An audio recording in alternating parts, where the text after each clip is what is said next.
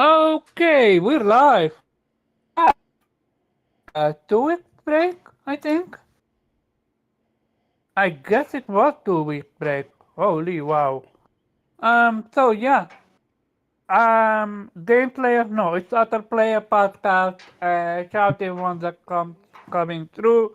We're gonna have a great conversation. I have a question before we even start. Am I the only one hearing almost like a construction sound? No, you're not the only one that's hearing it. You're hearing Nelson's dryer. Oh, okay. I was confused, but yeah. One thing for sure, I'm playing a new game, and Morgan's playing a new game. So let's jump to her. Morgan, new game. What are you playing, and why are you playing it? Actually made me go last. I'm doing something. Hold on. Okay.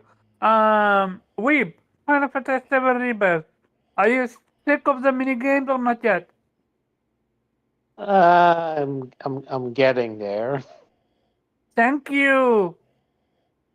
It is unbelievable that they've basically made everything a minigame. This is what I'm talking about. Mm. I will never forget when I finished a mini game only for to be um instructed with more mini games. I gave up. But yeah, mini game galore. How is it for you? Yeah, it's crazy that they're. I mean, look, I don't mind the variety, but they did definitely went overboard to the point that everything indeed needs to be a minigame. Like even if you're doing a side quest where you have to pick up mushrooms, they managed to make that a mini game where you have to pull on the Oh mushroom in God. four different directions and figure out the right combination. Like, dude, like I just want to pick up the mushroom and deliver it and move on to the next quest. Like that's sort of over indulging yourself with, you know, gameplay mechanics, I guess, because I'm pretty sure this is never going to come back in any other, section of the game again. No, Which, it won't. No, it's just a one time only. Kinda yeah, like the what you call it? The dolphin. You do it once, you maybe do it twice for 100 difficulty, and that's about it.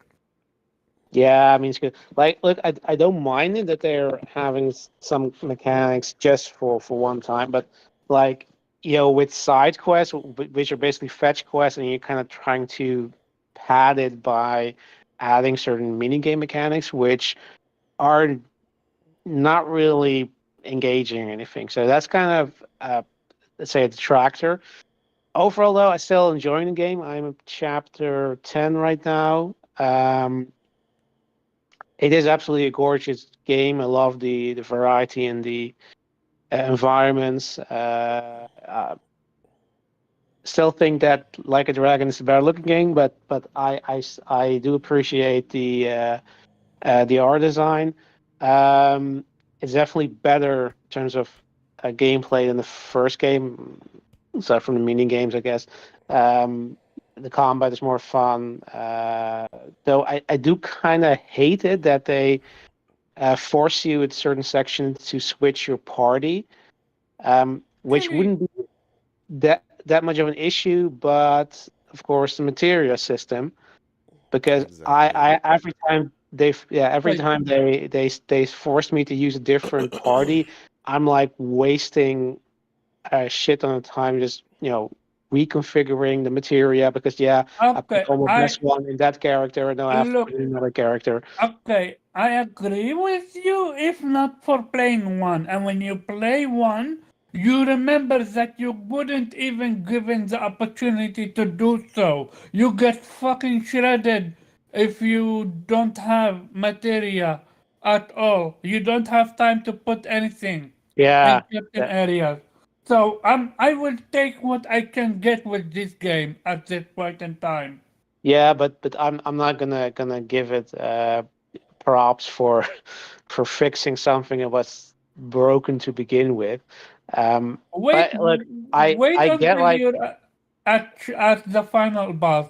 we're gonna hate your Yeah, stream. you've said it before. I trust you in that. But the thing is, like with, I mean, sure, the advantage of the material system is that you can basically customize your character, that you don't have to, a healer character in your party, even if you don't like him, because you can turn anybody into a healer. But on the other hand, it does make it, tedious every time you want to It switch is, out characters to and that takes time. different place. Yeah, yeah. Going back to switch enemy, switching materials, remembering what Yeah, game style you want certain character to be. Yeah, it takes time. and that's kind of the point. Tedious is pretty much what I would describe it. I mean, again, it's pretty, it's a good game, and it is. I'd say they streamlined a lot of things compared to the first game, and it still flows pretty well. But there are some really tedious moments, like the decision that they made. I think that was also in the first game. But if you have to, if they want you to go in a certain direction, like you can explore left and right. But because the game wants you at that point in time, by the story, to not go into that area, and instead of just telling you, okay, instantly, you don't have to, you can't go that way, they let you walk that way, but they slow you down to a crawl, and Yeah. then they tell you, oh, you have to turn around, which I suppose is for immersion's sake is better than just having an invisible wall, and it does at least sort of give you like a hint. Okay, yeah, I'm moving really sluggish, so I have to turn around without immediately telling you have to turn around. But on the other hand, like when I see something like off the beaten path, like okay, yeah, there's something I can pick up. I want to try and pick it up, but then it doesn't let you because it's just out of reach, out of the point where they tell you no, turn around. And that's kind of Yeah. that these are the kind of little things that are annoying the fuck out of me. And yeah, we talked offline. What Nelson mentioned, like Chadley is definitely the most annoying thing in his entire game. Like Sadly, I don't I don't understand why they felt the need. Like they sort of, I guess, amped up his role in terms of the side content, that he's involved in pretty much everything you do in the map, but there's absolutely no reason why this character has such a prominent role. He's annoying as fuck. He does nothing, and like every time I'm basically like finding one of those crystals, right, with getting world intel. Then he calls you up and tells you, "Oh yeah, you found something," and then hangs up. Like, yeah. dude, Like, like, what's the point? Again, yeah, I see it. This is again. They Square Enix literally watched Death Stranding, saw how obnoxious the gameplay mechanic was, where you need to trade in your equipment and your suitcases, and they're like, hold my beer, let me do this times thousand. That's basically Shadley.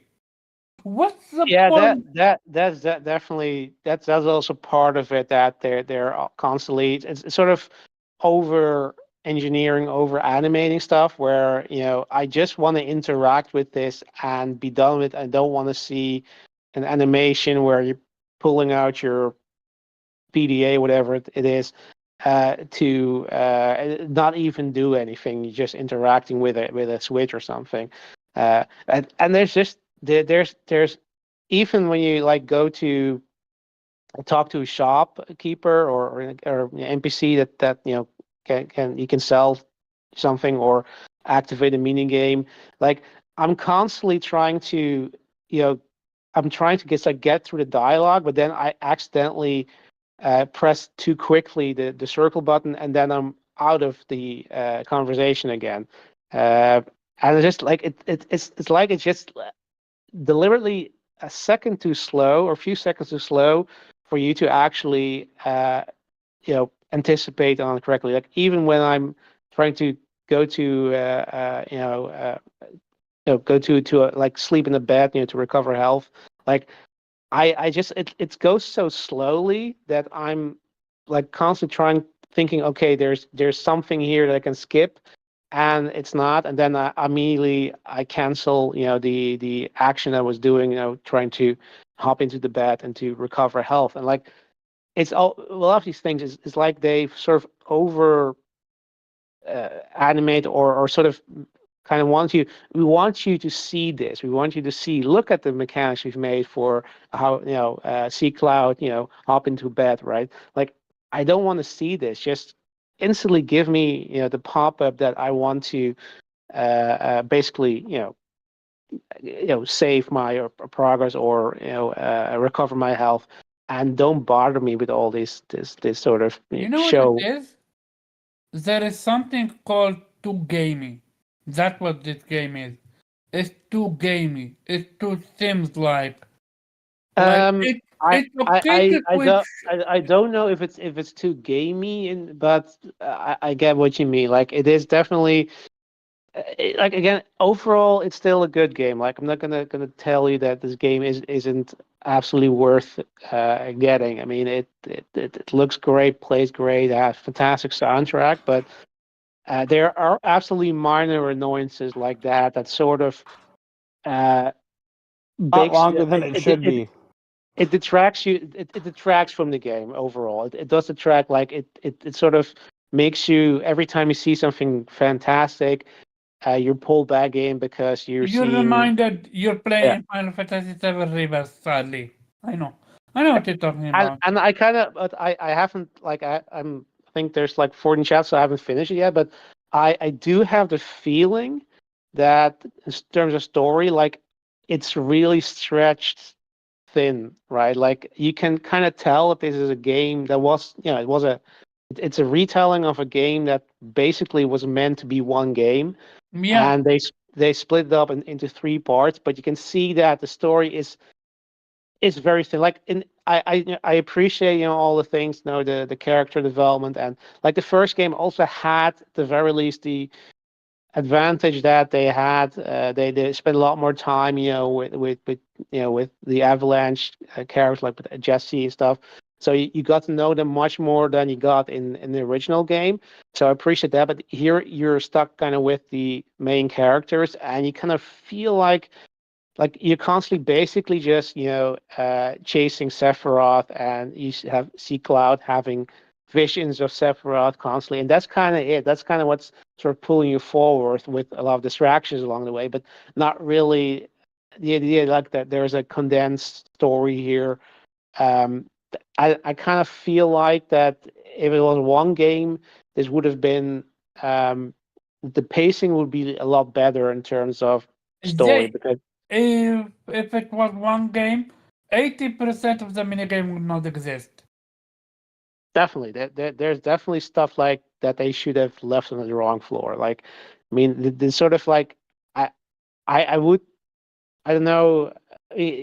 Of course, you want to have developers be creative and let them do what they want. But on the other hand, like, if I was, say, a project manager of this game, would say, look, unless somehow the developers would, I don't know, jump out of the building, if they didn't leave that in there, like, this is not something we really need. We can cut this, right? We can, yeah, we don't really need to waste time on this. Like, let's make sure that we get the game shipped out on time, and put in the things that we need, and yeah, add enough stuff for people to, be able to focus on other stuff aside from the main story. But you don't need to do all this extra stuff, this crazy stuff They could that have really really made it serves no into two purpose. No, parts. well, if you want to fight the mini boss at such area, you're forced to do everything. Because only then it unlocks the mini boss. Yeah, okay. But yeah, I think, Nelson, you were saying that they should have done it in two games, two Yeah, parts. so Because I would agree with that. I think they could have done this in two parts. I would even, yeah, I actually believe so. If you cut off half, like not half, 80% or 70 80% of the mini games and add content, like we could have had finished the game by now. Completely. They don't need more content. They just need to keep you more on task with the main story and Yeah, No, I but think I the- think the they less definitely side could have He been. side. said It it. could have been 2 games, not He 3. said it that the what you call it, this game is 80% just mini game. Everything you do is a mini game. I'm gonna go about it in my review. Very quick. Wana. He said that he finished Rebirth and he never played Final Fantasy to begin with. He started with 10. Shout out to you with this one.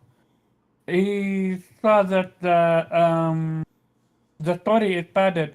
It is padded because they needed to make it 3 discs instead of 2 games. But yeah. You're done? Yeah, I'm think I am. Okay. Morgan, are you talkable? Talkable. I Well, mean, if she she's said able to go talk. last. Sorry? Wait, can you guys hear me? Yeah. Yeah. Okay, I just make sure I had to just trying to put my new mic on. Okay. Yeah, my bad. No, it's Yeah. okay. I'm Indie good. game. Yeah.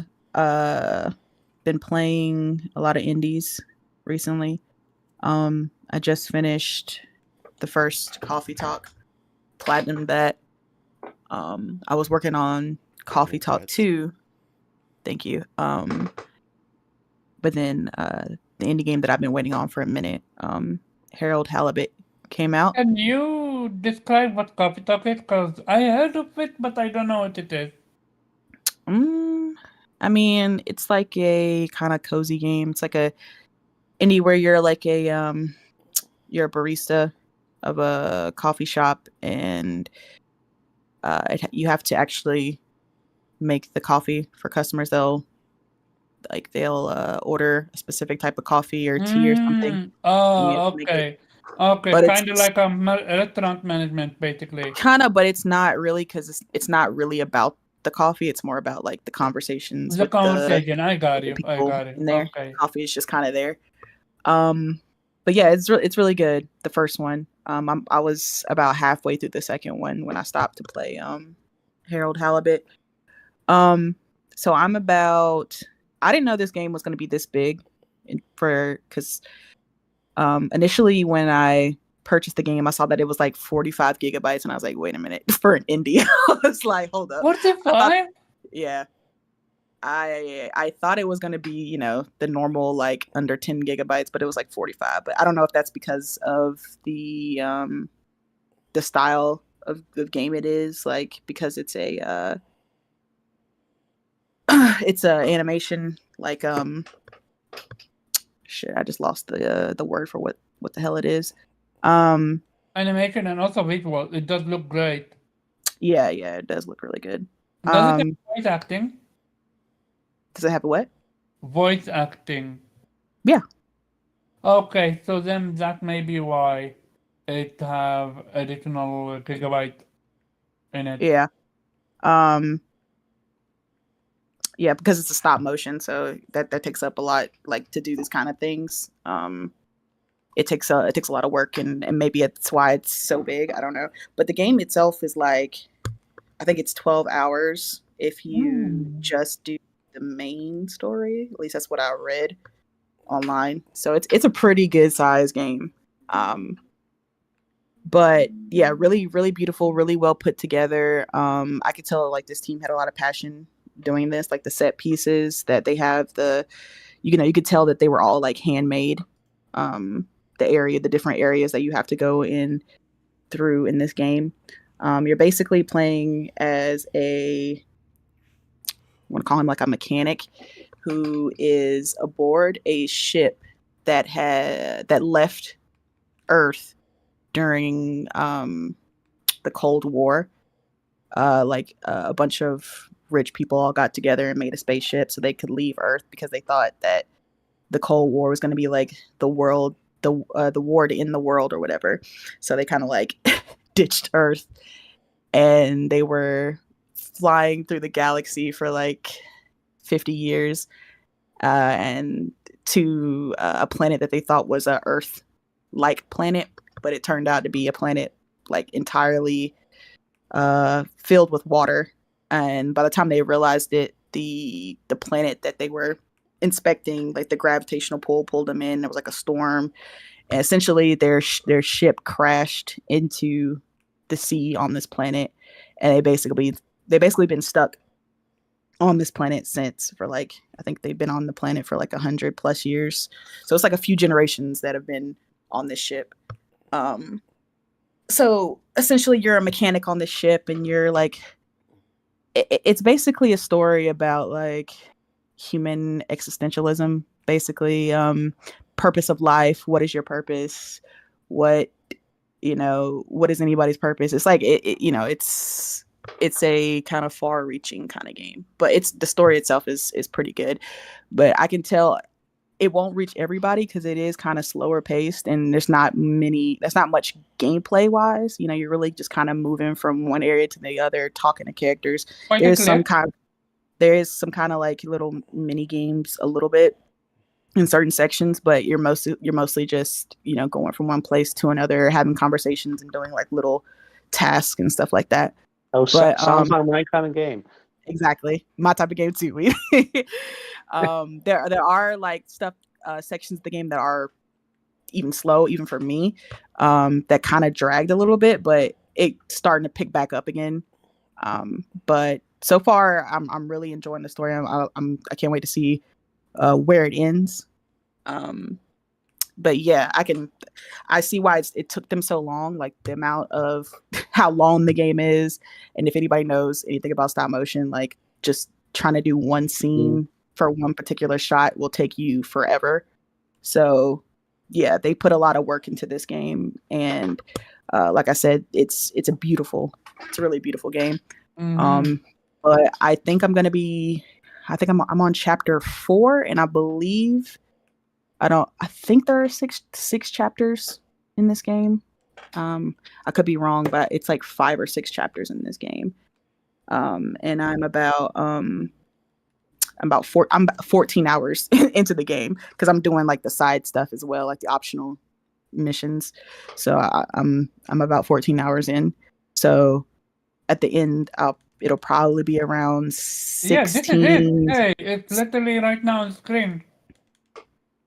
Oh yeah, it'll be about 16 to 17 hours when I'm done with the game. It looks gorgeous. Yeah, it's really, and it plays really well too. The performance is good. They have a performance and a quality mode, 30 or 60, and the 60 is like, I switched between both to see if I could tell any visual differences, and I really couldn't. So I just ended up playing the performance mode, and it's smooth. Like there's not any hitches. I had like pop in like a couple times, but nothing like egregious. Like it's really well built, like great quality. But yeah, I'm having a good time with it. I should probably be done before the weekend's out, and God knows what else I'm gonna be playing, because Stellar Blades is right around the corner. Yeah, and I just pre-ordered that, and then Eden Chronicles 2. I think it comes out the same day, which yeah. That's so unfair. So yeah. That's so unfair. So I'll probably go back to Coffee Talk to finish that before these games come out.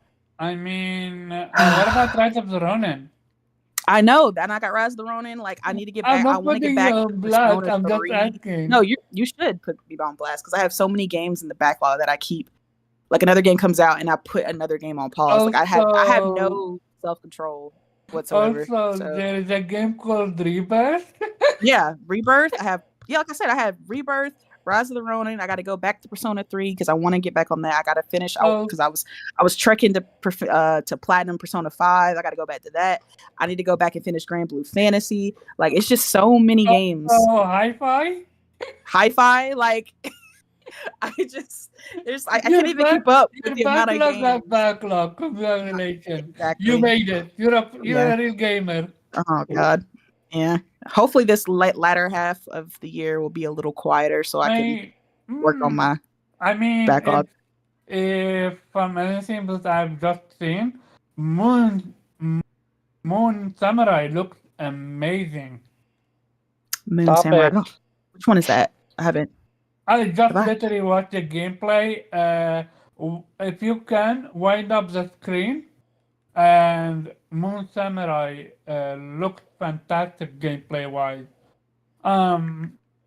It's a brawler with wrestling mechanics, Oh, okay. and yeah, it's an indie, but yeah, it But yeah, seems that your backlog have backlog. unfortunately. Um, Yeah. Nelson, my man, Final Fantasy VII Reverse, how is it? I hate Chadley. I think the Damn. world I'm hates tired that of man him. right now. We should kill him. It's such a good game when you're just going through and playing the Plotting to kill story. Chadley. And I like a lot of the side quests. What Nate said, I'm not gonna get into that. It's how I feel about my colleagues, we'll say. But I mean, it'd be so much better if there was so much less busy work. You know what I mean? But you kind of have to do it if you want to get your team skills and all that kind of stuff up. Yep. So it is.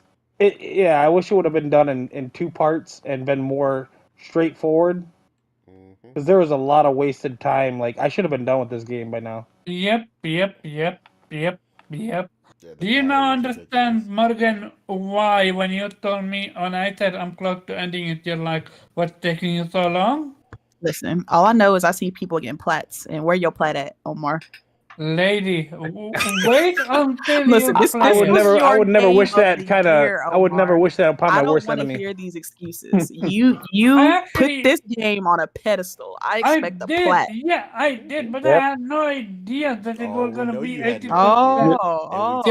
gameplay. I that's why mean, we keep minigame. telling you to stop it before a game come out. You be making these proclamations. I keep telling you. I did the same with Granblue, and I have laughed with Granblue at least the first area until I had to First drop area. it for Oh, man. Rebirth. Oh man. Hey, Mhm, me and Granblue, we are not on speaking terms right now. mhm. But I'm gonna absolutely pick it up back sometime. But Shame. yeah, going Yeah, I gotta back, finish that too. It's a great game. I really want to finish what I'm on. it's It's a just game too many games. I swear, I don't know how public and developers thought we're gonna be able to get through Hey, all of I've said them. this is a problem. This is why you're seeing layoffs. I think is because there's just too many games for them all to survive. You know what I mean? There's just Yeah. I don't I care how much you actually, like games, play games, unless you got like millions of dollars and you ain't got no job or no kids or no nothing else you got to do in life. I mean, there's no way you can keep up with all this. yeah. It's Also, No Rest for the Wicked is yeah, that out, looks I good. think, That's a on Wait, no, it's PC not. only PC. thing. Yeah, it's PC, I think. Yeah, Right? PC Just Master Race, PC Master the Race. the beta or whatever, or the open It's early access. Yeah. early Oh, it's an access. Yeah. early access. Okay, all right. So So yeah, I figured out that Hades 2, Hades 2. I I signed up can for Hades 2. I have I not can play gotten that on confirmation GeForce yet. now, so I probably will be doing Oh, that. so it is there. It's on GeForce now, so I said, "Oh, really?" I I I will be playing that soon. I signed up for Hades 2, but I'm not sure if I'm gonna Oh go God, I love Hades so much. get in or not. I don't think I'm gonna get it in. Otherwise, I would have gotten the code by now. Cause other people have gotten in. But yeah, shout out to you, Nathan. I'm enjoying your Contra gameplay as well. Yeah, Oh, that's a fun fuck game you. too. Me and my son are having a fun time with that. Nice, nice, So nice. deep. Um, and Nate, my man, what are you playing? I'm genuinely not sure what are you playing. No one knows what I'm playing anymore. No, I'm genuinely not, because I know you beat Least of all, it's grenade. Right. you you beat Overlord, right? No, I'm like, I mean, honestly, I could probably be Overlord in the next 20 minutes. That's how close I am. Okay, so is that what you've been doing, or you've been doing something else? I'm always doing something else. Right now, I've been mainly, honestly, not really playing as much. I've been taking care of Priscilla because she's sick. So I Uh, might have to go to urgent care. Um, Oh, yeah, if she's she wasn't running a fever, but now she's starting to run one. So if it doesn't break, um, then urgent care probably for antibiotics or whatever. Um, but yeah, mainly that. And then now, even though I haven't been sick, you can obviously hear it a little bit now. I'm not sick like she was, like she was coughing and stuff, but I can feel it a little bit. And as soon as I felt anything, I took medicine. So hopefully, get well soon, both of you. yeah. So hopefully I feel better soon. I mean, like I said, I don't really feel sick in particular. I can feel it trying to start. Um, but yeah, I mean, game wise, obviously Unicorn Overlord. Like I said, I'm on the cusp of finishing that. Like I said, I could have done it forever ago. I'm trying to get through Rise of the Ronin. Again, I still do not understand how people were platinuming this game in like what is essentially 10 seconds to me. Like, I don't. This game is long as shit. Uh, and people are Question, platinuming it really fast. maybe they are skipping cutscenes and everything in between. I mean, even if you skip cutscenes though, like it's a lot of I don't missions. know. Like, Sick was saying it's huge, and he's You talking platinum, about or he Rise? isn't even platinum. He's yeah, like 100 some hours Yeah. into it. I don't Well, understand how people are, platinum that the because only thing that I can think about is playing on easy mode. even no, even even then, if it's just because massive. I have like how many hours do I have in that game? I have like 45, 50 hours, and I only just passed chapter 2. I'm like, what? Motherfuckers are platinum that shit. I'm like, hold up, yeah. What? How many hours does it take them, though? Something is not matching up. That's what I'm saying. Like somebody found a shortcut or a way to like beeline it or Somebody something. Like they did it in like 35, 40 hours, I yeah, think. somebody said that they platinumed it in 35 hours. There's Yeah, no something way, is not bro. adding up.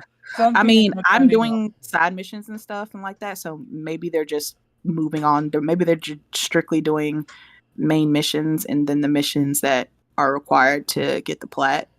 Because I'm going around doing like a lot of stuff, Yeah, like but like unlocking stuff, doing it's little so mini. much One stuff second. that there's so much stuff where you need to do everything though. So even if you beelined it, you beat it, you're basically gonna have to go back through the Testament of the Soul and go back and do because you have to do like every bond mission or something, I and a need bunch of some other stuff. trophies. Yeah, like the trophies are crazy. That's why I was like, I was like, even if they skip it, like I mean, I get skipping cutscenes could definitely cut out quite a bit. Like they do be, drinking all the time, like samurai and stuff. Like they they definitely do, that kind of stuff pretty heavily. So I mean, I get that, but it's again, I just don't understand the speed at which people. I mean, people were platinuming it like the first week, like it was like it's a 5 minute game. Like the game is just not small. Like I've been playing it pretty consistently, um, and at one point even tried to push like the story like a ton just to see, and it's just again I don't get it, but yeah I've been playing that quite a bit. It's been a lot of fun. Um, the what else? Yeah, True Trophies got it down for 55 hours to get the plat. I don't listen to none of that. Oh yeah, the true They said that trophies like thing. 60 hours. They say Yeah. like 60 hours for Horizon Forbidden West, and I don't look at trophies, but I got 160 in there. I ain't got no goddamn plat. No, I have the plat in 300 something. This game is massive. Forbidden West. But maybe my playstyle is different because I love to, farm a bit and Yeah, make. you doing a I lot, farm Omar. for gear and shit a lot. Yeah, precisely. And also do most of the side quests. Um, but yeah, are you done in it? Uh, nah, man, it's just all over the place. Like I don't know. Like what we were saying, obviously, Eden Chronicles is coming Sunday. Yeah, I was for about to people ask who you, have the early are you access. gonna play that I'm before dropping everything. Stellar I'm Blade? dropping everything. You're dropping Stellar everything? Blade isn't even Yeah. out by then. Stellar Blade's not out till later. So, but I'm dropping I think everything. I'm Friday, I playing think. Eden Chronicles. your life, I think even breathing stuff for you for Eden Chronicle. Yeah, That's how excited you are for this one, right? yeah. This is pretty much my most anticipated game so far. So What was it sitting at on Meta? I Or don't know. Don't even matter. It review don't matter. wise? That don't matter. Yeah, it don't even matter. No, Yeah. it don't matter. I'm just curious. That's it. Yeah, I mean, I don't know. I didn't even look because it was already bought. It's bought. Mm, It deluxe edition day one, like Suikoden spiritual the fuck, successor. That's the all you gotta Fadiga say. edition. Absolutely. And yeah, the sequel. I'm already on board. I ain't even played the game yet. They talked Uh-huh. about they got a sequel ready Oh, I see. that the guy laid out before he passed away. Sadly, so that does Oh, suck. is he the story dude or? Yeah, I guess he's like the main person What? who laid out the story and whatnot and kind of Oh, the About world, what? but he laid it out. He laid it out ahead of time, and so they have all the plans and stuff for part two. So hopefully, this game gets heavily supported. I mean, I've seen a little bit of gameplay. I don't want to spoil anything for myself, but I just seen somebody fighting, and it just looks so impactful. The skills just look incredible. Um, so yeah, I mean, I plan to start that alongside Morgan Sunday when it unlocks for us. And then obviously Stellar The Blade. question is it gonna unlock at midnight or is it gonna unlock the next day? did you pre-order it as It well, already Morgan? says. Yeah, she'll have it. Not her. Like we bought it together. Ah, okay. But it unlocks in 15 hours, whatever that is. Okay. So Bet. 3 p.m. Yeah, so it looks like it's gonna be midnight your time. Bet. Is it co-op? Okay. No, we No, always we just started at the same time. Yeah, we just start at the So- same time. As for me, Alright. what have I been doing? So, I dropped the Immortal of Avium. Oh. Dropped No, Damn. so here is the thing with this game. It's functioning as Metrovania esque because you get new ability and it unlocks new area or puzzles of the map. But the issue is the areas that are locked either not that well highlighted or you gotta go back and literally play the game all over again just to do everything, just to not miss out on anything. And No, that's your problem. You should have looked up the trophy guy before you started. yeah, Oh, I man. can do Oh, yeah, man. I can do that if I want to. But I try not to. But so that's not a problem. That's just how the game is programmed, and which is my issue. That's number one. Number two, I played a game called The Witch and the 100 Night. It's a PlayStation 4 game. I had fun with it until how do I say so? It's rinse and repeat. They have 4 type of weapons or something like that, and every 4 type have 2 variation of it. It may sound a lot, but it doesn't. So gameplay, it became a bore fest, a snore fest. So I was just playing for the story. I'm like, okay, let me put that on hold. I started a game called Dave the Diver. How do I? Oh, that's another explain game it? I gotta play. Fuck. Yeah, Damn I it. started that as well. How? Oh, you started it. Oh, how dare How you? do I? Which Well, one? I mean, by started it. I mean, I looked at the loading screen. But yeah. So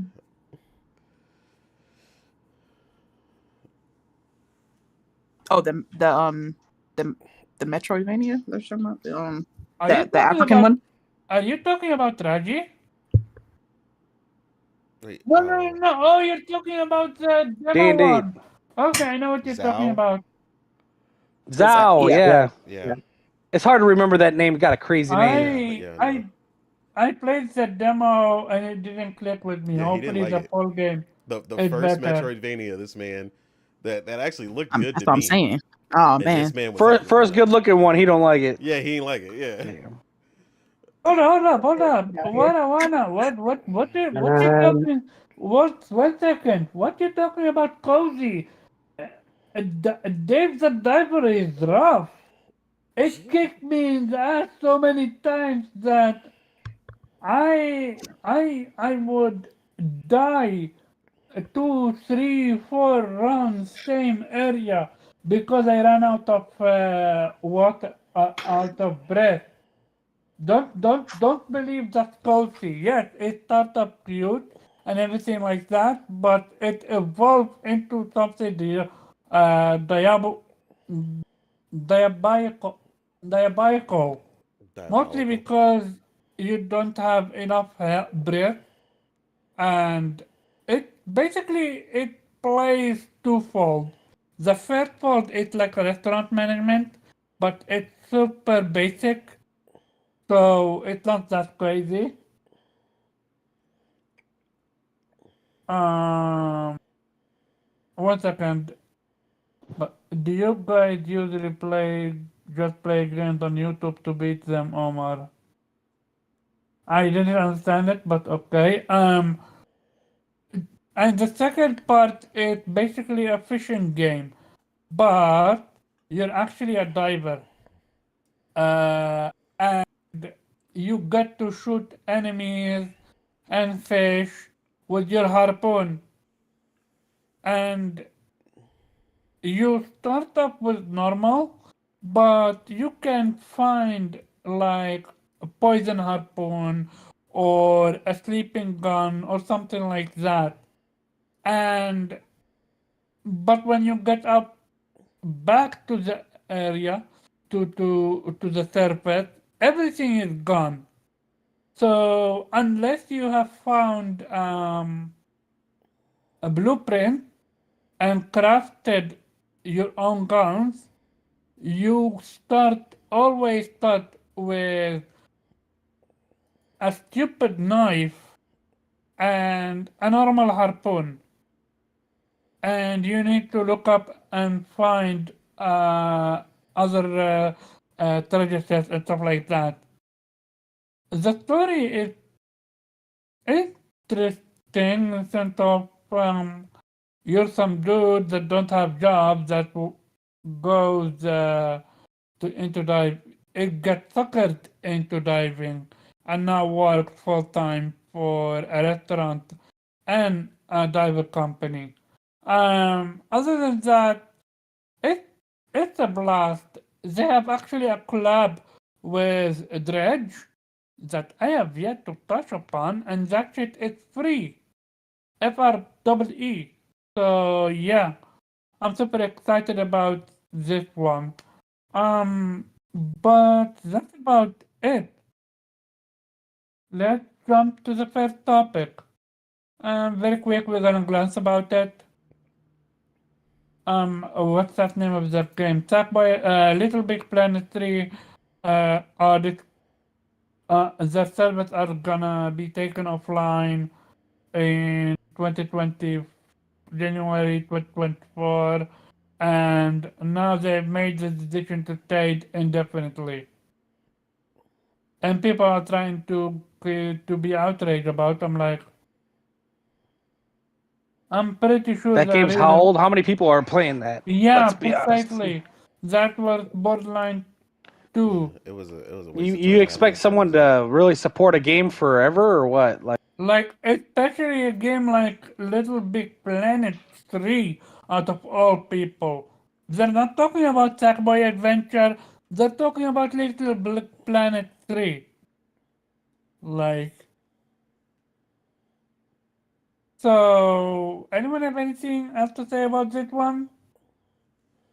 No, I mean, Game is almost a decade old. yeah. I Yeah. mean, they supported it long enough. I mean, that's just the reality Yeah. of it.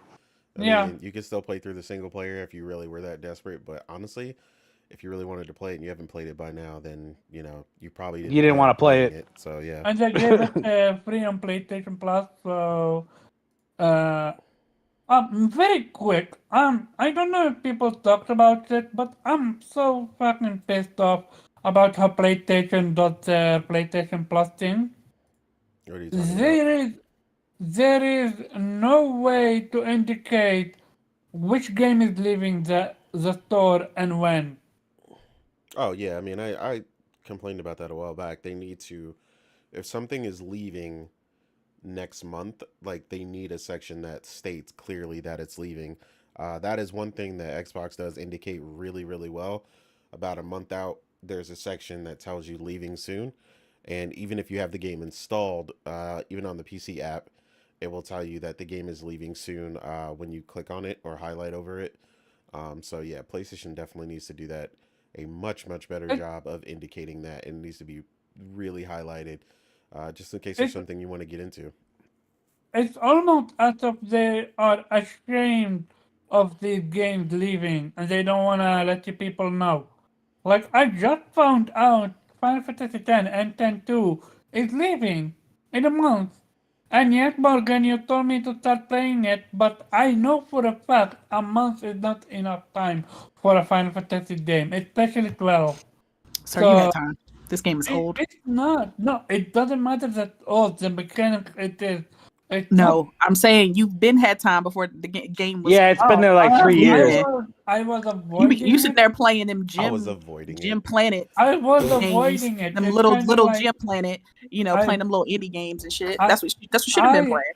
I was avoiding it. Yeah, Because I it's been there don't since have. PlayStation. What was it called? Before it was the PlayStation Plus tier. It was called like PlayStation. Oh wait, was it part PlayStation of it? Now. It's 'Cause been there I since remember PlayStation Now. buying that shit. I remember buying all them games. Mm-hmm. So I'm gonna see if I own it or not. You've had But 3 years, is what the point is, though.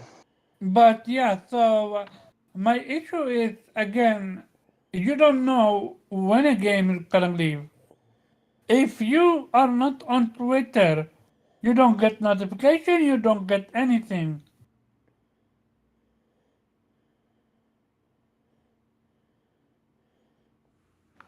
Yeah, I mean that's on Omar. He know that. Yeah, Yeah, no, you've had 3 years. My issue is not the game leaving. My issue is them not informing you the game is leaving Warawana. That's my issue. There is, again, Innate said it best. Have a section where it says play before losing The it game's forever. leaving next month. Yeah, it Yeah, needs something to be like a that. month because I think there's eventually an indicator, but it's like the week of, and it's like, all right, bro, like obviously, Oh, the wake up. I yeah, have no it's like idea about this it's one. way too short. Like, yeah, Way too short. It should be I mean, He said no, they they're informing not. you now. Yes, they did. If I was not on Twitter, I wouldn't have known. That's still informing you though this through is true. Twitter. No, but it's not via PlayStation. It's literally via everything else but PlayStation. You've So I had 3 think, years. but yeah, Be honest. It's Keep been it a on there. buck. It's been on there a long time. Oh, we're Yeah. gonna It's been like complain. 3 Oh man, years. they took it off, bro. I'm like, bro, if you don't. Okay, let's move on to the next topic. No, This man's because hard to get jumped. we spent 45 minutes on introduction alone. That's why I'm gonna speed up Whose the fault? topic Whose fault? Now, is whose it, fault by is the way? that? for the actual topic. So this Whose fault is that, Omar? Yeah. nobody's fault. We What? literally been Uh-huh. Whoa. Now we spent too long on Final Fantasy we because literally been somebody wanted to we talk about it. literally been off air for 2 weeks. So we had a lot of catch up to do. This man. Mm-hmm. So You tried to slide that congratulations responsibility. congratulations to Xbox. They're finally getting a precious game, in my opinion, and a great one, nonetheless. Kena. Bridge of Spirits. See, You know what's funny? I was asking last September why that wasn't hitting Xbox because it had been 2 years already. Because I figured it was a 1 or 2 year timed exclusive, and last year it hit 2 years, September or whatever. I think it's just because They were just in no fucking hurry. I don't know. It's a small team, so I think it just takes them a while to make a port. So, I'm curious if it's gonna be in Game Pass or not. I guess that's up to Phil. How much you willing to that's shell the out? only way they're gonna play it. I mean, yeah, pretty much. Most of them have PlayStations anyway, so if they wanted to play it, they already done played it. I mean, I've seen one. under the Xbox response when they But- tweeted about it that oh man, it's been too long, man. I don't even want to play anymore. If it's not on Game Pass, bro, I'm not touching it. I'm like, oh, okay. So we'll see how that goes. Yeah. Again, they just keep shooting themselves in the foot. You know that game was like number 13 best-selling games of that year too. That's crazy for a small game. It was Mhm. a It phenomenal was an game. indie. It was well priced and it was great. I had a blast with it. It was. Yeah, it was took me actually. by surprise. I said, hold up, I thought this was gonna be a little Pixar game. Oh shit, that shit kicked I my know. ass. I put like 40, 50 hours into that game. I think it was was not took my bronze expecting for game of the year. to be all Souls like and shit. I was like, hold up. I liked it even better than GOTY for me. Ratchet and Clank. I love that wouldn't, game. No, I wouldn't go that far. I did. Interesting. No, I wouldn't. He did. Especially with Ratchet and Clank new mechanic. No. For me, then Ratchet and Clank over it. But for story, I would take Kano over it. I had My top three were Fist, and then Tales of Arise and Kenna, and then Kena the two and, PlayStation first party. Kena 4 and and Fist 5. was amazing. And there is also the Cyberpunk one. I always forget what name. You play as a blue hair lady in a Are you talking cyberpunk about Enemy setting. Titanium? Yes, Yeah. Anima And Titanium. that was 2022. But yeah, I really like that game too. Yeah. Yo, shout out to the devs on that game. Every time I posted a clip or a trophy, they liked it. So I mean, and they retweeted a lot of them. That was really cool. You're doing their work justice, so yeah, of course. But most teams don't have time to go through everyone playing the damn game and retweet all their shit. Yeah. Yeah, but- so Kana hitting Xbox. Let's see if they're gonna support it or not. And let's move to the next The topic. rhetorical question. Basically. No, I'm getting really curious because it's I a mean, great game. I've already seen them damage controlling it.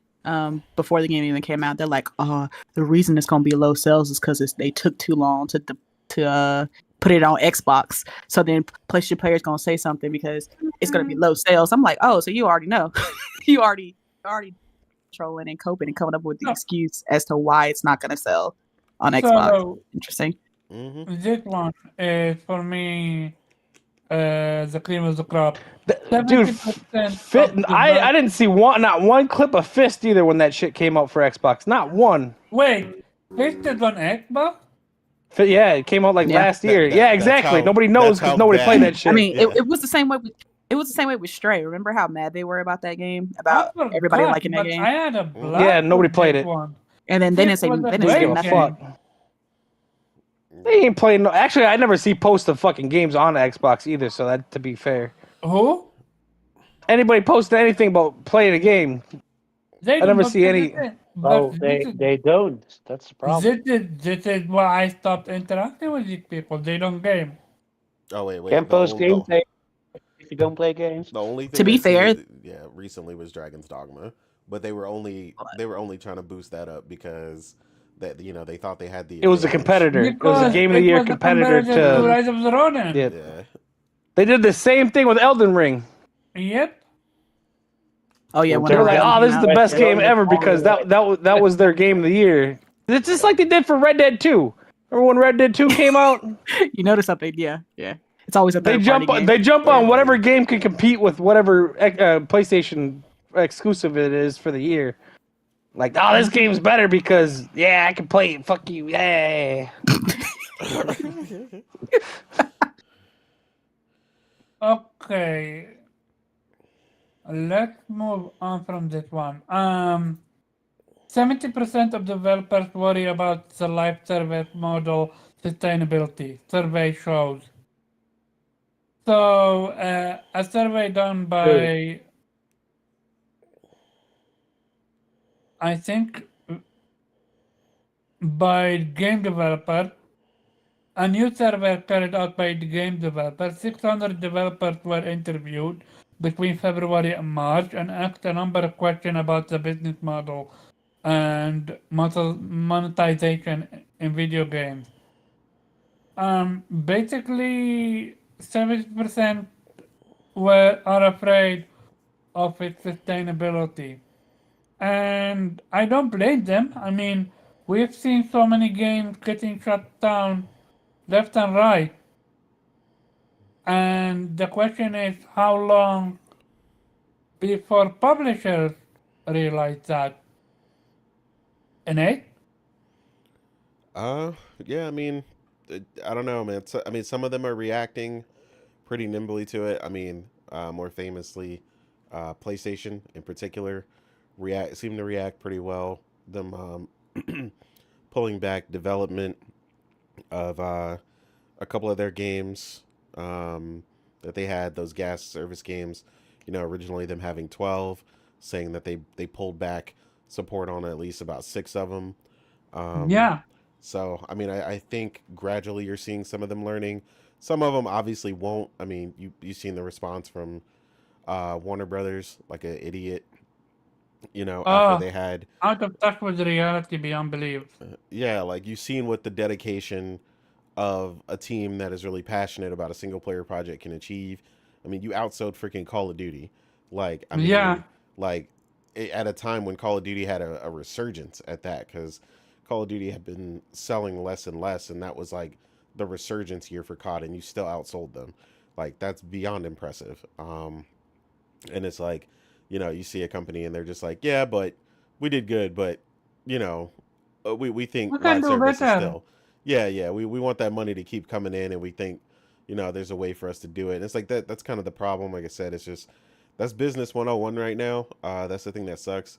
It's not just video games. Like I said, it's other uh things in life, and like I said, this is where subscription fatigue is so high.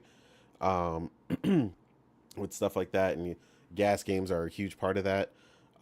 But I mean, you've got obviously all the stuff that we watch on TV, all the subscriptions people have for that stuff, then you know, battle passes and all this other stuff. And like eventually, like the first thing you got to understand about economics is that when stuff you know, things get hard, you know, and you got to watch your money, you know, even the people who typically have a decent excessive amount of money, the first thing they're going to cut off is things they don't need. And you don't need a battle pass. You don't need to play that live service game when you've got 60 games in your backlog that you can play. So, I mean, that's really the reality. It actually makes more sense to create a $70 complete product that's going to last someone, that they can appreciate in totality, rather than, you know, a gas game. But you can't tell these people that, you know. And like I said, the biggest thing, and I brought this up a long time ago on the podcast, is that the like you said, and this was the ultimate thing, is the sustainability of it, right? Because the reality is the amount of people there are to play those games is finite, right? Um, and this is why we saw this is the To same try and thing. capture people who are already well invested into one of the other games out there, which is damn near impossible. Exactly. Like, people are not coming away from their favorite games. Like, one of my friends, like, she famously, like, she streamed for like the last couple of years, and like 95% of the time, I don't even have to click on her channel to know what she's streaming. She's streaming Apex Legends. Like, it's 95% of her content. Like, no matter what's happening in that game, that is her game. That is the game, period. She'll occasionally play Fortnite or something else with her kids or something. But other than that, it's that game. And it's like, that's how a lot of people are with these games. like their go-to game is it, Warframe. They already have so much invested into them, and people don't understand either that when you make one of these games and they go off, you put thousands and thousands of people on these. Like GTA 6, Rockstar is listed at 6,000 plus employees right now working on GTA 6. That's almost as many developers as PlayStation has in totality. Yeah. I mean, That's fucking insane. It's a lot to support these games and really, get Epic them out makes the door one like game that. now. You know how So, many thousands of people work at Epic? They ain't all yeah. making Unreal. It's thousands of people. Well, that's another thing. And you live or that die we talked about. So, like, deep shit, man. Fortnite is an incredible endeavor with the amount of content that they put out. Again, that gets underestimated by a lot of these companies that want that Fortnite success. They're not looking at what it really takes to actually get a game to come out. But Yeah, Like you got to that. quit doing they everything. Look don't at want to put there's as much effort at Fortnite. Exactly. there's They thousands want of people that work on COD every year too. Thousands of people for every game. Thousands and thousands. Yeah, and I mean, ultimately, Like dozens of development teams. that's because also COD has gotten Fortnite really is doing bloated. So something that others don't want to do. They're willing to take risk, and also acknowledge change. Like Fortnite, when it comes to they went from not running, it not was just, from building to just flat out skip the building if you want and just straight up do shooting. well, they're not afraid to give you options, is what they Yeah, realized. Yeah, they were missing a huge section of people who didn't want to deal with the building, who didn't want to, break their controllers. If trying that to spin game ever around and stuff falls like. off, though, they are in serious trouble too, though, I mean, yeah, because absolutely. they have everything invested into that one game. Like they don't have anything on the back burner to come in and fill the void that would leave behind. Like I same thing with agree COD. If because that falls off, even Activision is fucking dust. You know what I mean? even yeah, I agree with that because even nothing that It's they have done. done, they have shown that is on the level of Fortnite. Like They Epic, don't uh, make nothing else. their Epic store is not doing well. That loses money. They got Their Unreal, but Unreal is in shambles right now. Yeah, they definitely got to do Um, some optimization with Unreal and a bunch of other stuff right now. So, yeah, it's got a lot of issues. but yeah, I mean, ultimately, yeah, I mean, they should be worried. And I mean, I don't think that's a new concern. Like I said a long time ago, one of my favorite co-op multiplayer modes in Mass Effect 3 was ruined because of the way that the team at BioWare were forced to design it to basically uh, force players into a corner where they felt like they needed to spend money in order to level up and get higher gear so you could play the harder difficulties. And like I said, that famously just caused us to ultimately quit because, Mass Effect, right? No, yeah, not Mass Mass Effect. Effect. Yeah, Mass there was a, Effect. Mass Effect 3 had a multiplayer. yeah, it was incredible. It was Like actually pretty good. yeah, it was like like a horde mode kind of thing where you go through 10, 15 different waves of things and complete different objectives on missions and stuff, and you had different powers and all the different aliens and stuff were incorporated, and it was a really fun team co-op based feature. But the problem was you needed to get the same thing out of these packs that you got in order to level your weapons. So eventually we hit a hard cap where we literally just couldn't do enough damage or take enough damage, even though our team was good enough to do the platinum level difficulty. We basically just hit a wall because you needed your weapons or your gear to reach a certain level, and EA basically came in and told them like, hey, this is how you need to make this because we want to basically force these people to feel like they need to purchase stuff. And the guy said, it sucks, and he says, it really sucks for the people who really enjoyed the game and stuff like that. And he said he couldn't really talk about the numbers, but he was like, the amount of money they made off of microtransactions was crazy. And he said, just to give you an example, he said what, and this is the only thing he said one thing that he came across, one individual spent $15,000 in the multiplayer for Mass Effect Yeah. 3. And it's like those people are the danger. They're because that's what they want. You got They control the 15,000. industry. Yeah, you got $15,000 out of a single person, bro. Yeah, You these free to basically got a play Civic. games. These free to play games, like what's his name said, Sean Layden. Only about 5% of people spend money, but a lot of those people that do spend money spend a stupid amount of like thousands and thousands and thousands of dollars. Like Yeah, it's crazy. It's insane. And that's what they're chasing, right? They're chasing, how much.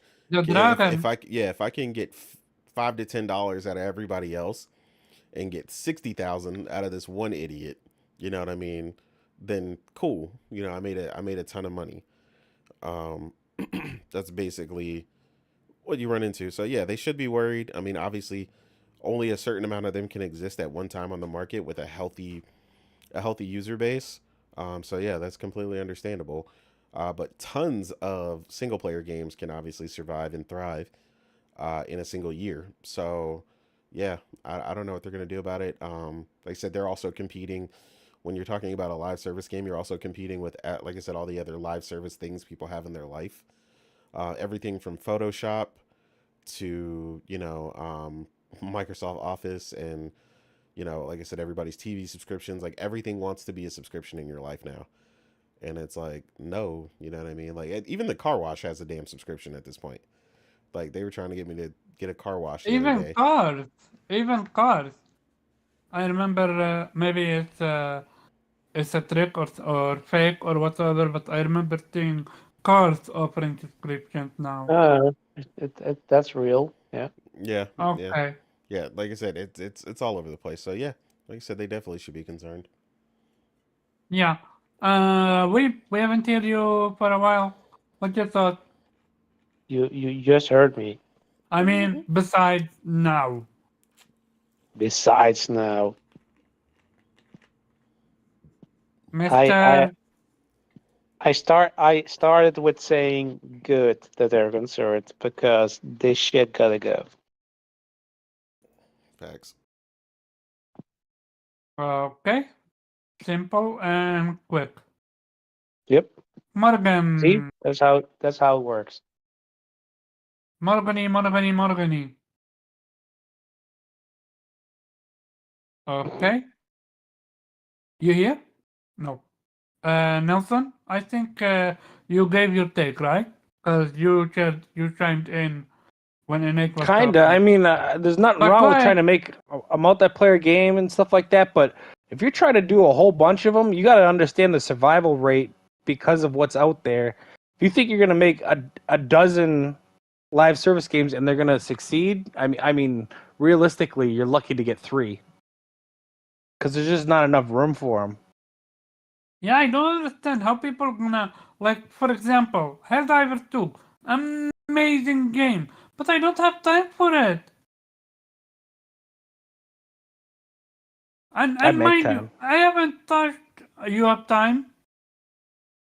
I make time for it. I still don't get to play it as much as I want, though.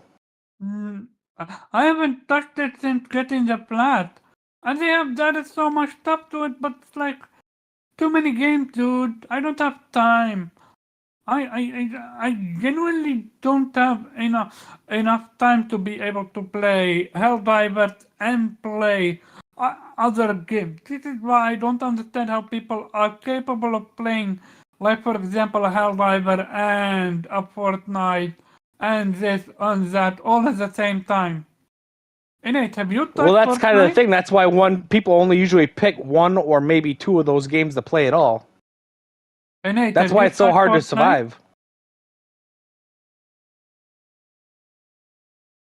Innate, have you touched Fortnite anymore?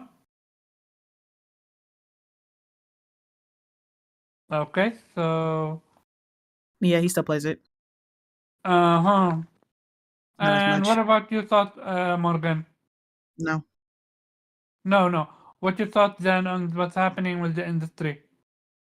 As far as 70% don't see it being sustainable. I mean, it's not, obviously.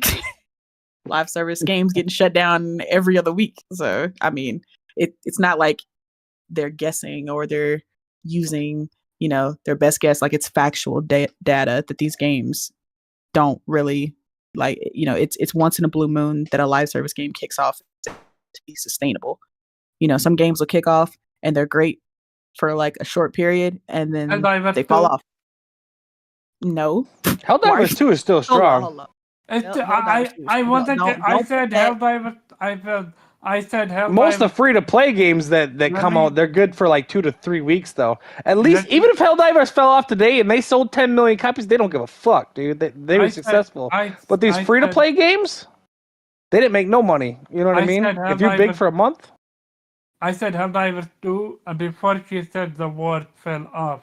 So I wasn't expecting her selling. Yeah. Let me finish my sentence, Omar. Yeah. But yeah, like, they're short. They have a little short success, and then they fall off and end up dying. You'd be like, people be like, "Oh, that game used to be good." I'm like, "Yeah, it used to be back when you were on it the first week, and then you decided not to play it anymore for a reason."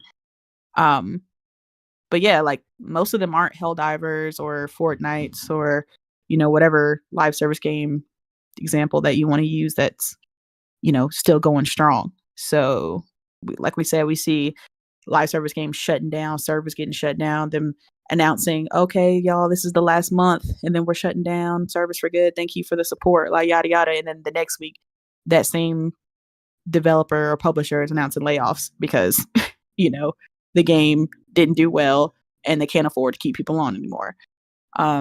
So yeah, I would agree with them.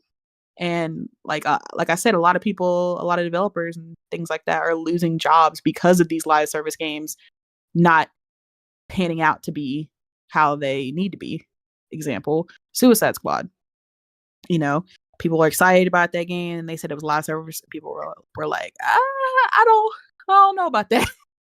We didn't want a live service game from you, Rockstate. That's not what we asked for. But we gave it a chance. Not gonna lie, I forgot that it exists. Exactly. And then not being petty whatsoever. What'd you say, Nate? No, I said we all forgot because all those people were lying to us about how fun it is to play, and then it disappeared from everybody's timeline. And we haven't heard. That's the great thing about a beta or alpha or whatever the hell they want to call it. We get to play it for ourselves. So we signed up for it. I was like, this will be it. This will be the judge for me whether I play this game or I buy this game, I should say. Played it, like the first hour. I was like, oh hell no, this game is nope, boring. Nope, yeah. I don't like this, and so I didn't support it. And we see how it turned out, right? They're talking about how it did horrible. Nobody cares about the Joker expansion that they're adding. Like, no one gives a shit. Yeah, WB is reporting that it didn't do what they wanted it to do. Yeah, obviously. It was so bad, people went back to go play fucking Arkham Dark Knight. Like, it's just like, it was so bad they went back to a game that's like 8 years old.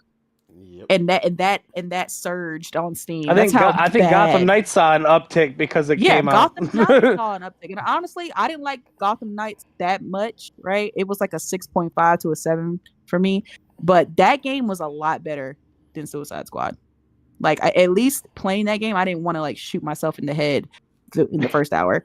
So, yeah. And that's sad because I thought it was going to be the other way around, and it wasn't. But yeah. Oh, you had high hope for this one?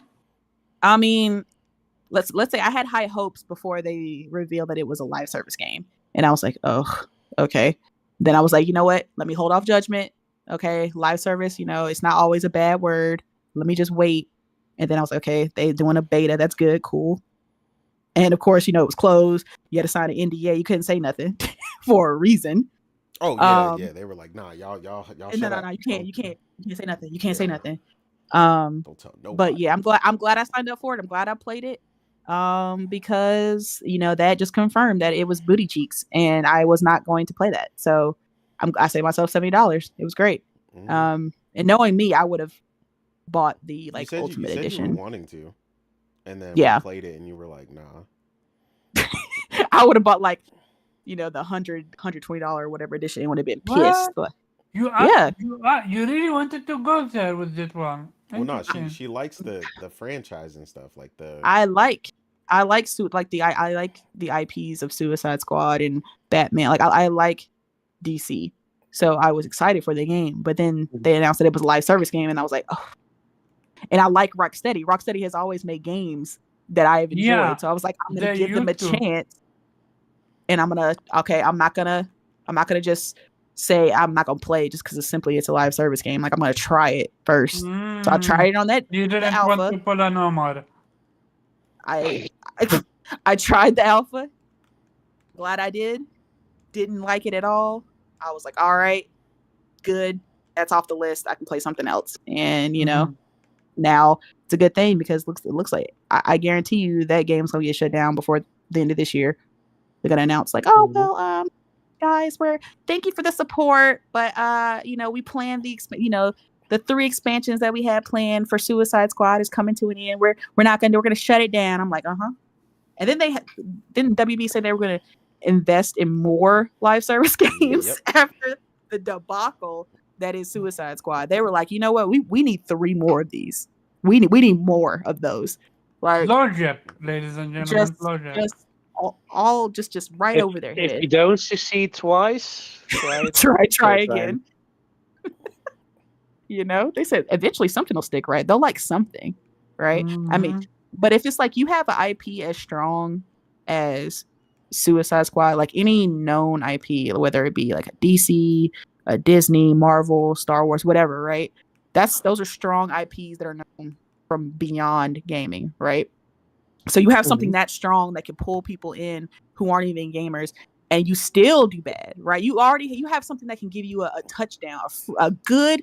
You can get that goal. It's right there, right? You're right at the goal line, and you still miss. Like, it's so crazy. It's like you don't even have to come up with like a crazy story or do nothing because like the outline for these stories and for these IPs and stuff, they're already there for you. I'm not saying you don't have to do work, but the structure, the outline for it is there if you need it. How do you fuck up an IP like that? I don't know. So it was the same way with Marvel Avengers. Again, people taking these IPs and fucking them up. They didn't even learn from my Marvel Avengers. Yeah. They don't learn. It's basically at the end of the day, a lot of these big publishers just want that Fortnite money. They want a game that they don't have to invest too much in, but it'll just bring in a lot of money for them. They can just we can just keep this game rolling for years to come, and it'll just be our cash cow, and it'll keep rolling checks in, and we'll kind of dribble feed them a little bit of updates here and there, but we're not doing much. Yep. And they think gamers are stupid, and that they'll fall for that, and that if we splash this well-known IP like Suicide Squad, that'll be enough to entice people to get in the game because hey, I know Harley Quinn, I know the Joker, I've seen Captain Boomerang, I know these IPs, I know these characters, so I'll jump on this game just because I know these characters or whatever, and I'll play it just because of that. And yeah, that might entice people initially to come in, but it won't keep them because if the game isn't good, nobody gives a fuck that they know these characters. Like we've seen it so many times with well-known IPs. It doesn't matter how strong the IP is and how big of a fan base that IP has, right? I mean, we saw with Star Wars Battlefront, right? Yeah. Like people were so excited about the idea of like playing a game like that with well-known Star Wars IPs. Star Wars has a huge fan base, and they fucked that game all the way up. People were so mad. People were getting refunds. Like it was a huge deal, a huge controversy. Like you can't rely simply on an IP, and that the IP alone is going to be the thing that keeps people around. Because if you don't have a quality game, none of that matters. And a lot of these live service games, and I don't really blame the developers so much. I blame the publishers because I'm sure these developers, they have interesting ideas and stuff like, how about we do this or that, and how about we add these interesting features? Because these people, this is their craft, and this is what they want to do, and they want to do something challenging and put their ideas into a game. But a lot of the time, it's upper management. It's like, no, we're not doing that. We're cutting that idea. No, that's gonna take too long. No, that's we don't have the budget for that. Cut that. Like to the point where that's the biggest thing is most of these type of games they're trying to make with a 200-man team or something. You need 1,000+ people working on this game for with years. the least amount of resources they can. And then, you know, when these developers come to them like, I had this great idea. How about we add this feature or we do this with this character? And they're like, oh, no, that's over budget. You're trying to do a 1,200-person job with 150 people. It ain't gonna work, dog. Exactly. And then they're forcing them like, okay, we need this done by like the Q3 2023 or, you know, whatever. And they're like, realistically, the timeline, we're gonna need like 6 more months. Oh no, we're not doing that. We're getting this done in 3. And they're like, we don't have the manpower, the time, the resources, and they're just like, figure it out. And that's why a lot of these games come out half-assed and broken, frame rates all fucked up, unfinished. Just because, Cyberpunk. They told them, hey, we needed 2 more years for this game. They were like, bitch, you got 6 months. Developers were telling them like, yo, this ain't done. And they're like, and fucking CD Projekt Red was just like, well, I don't care. We've delayed it. I need my Christmas bonus. That shit came out right before Christmas. We'll let these motherfuckers review it with the PC version.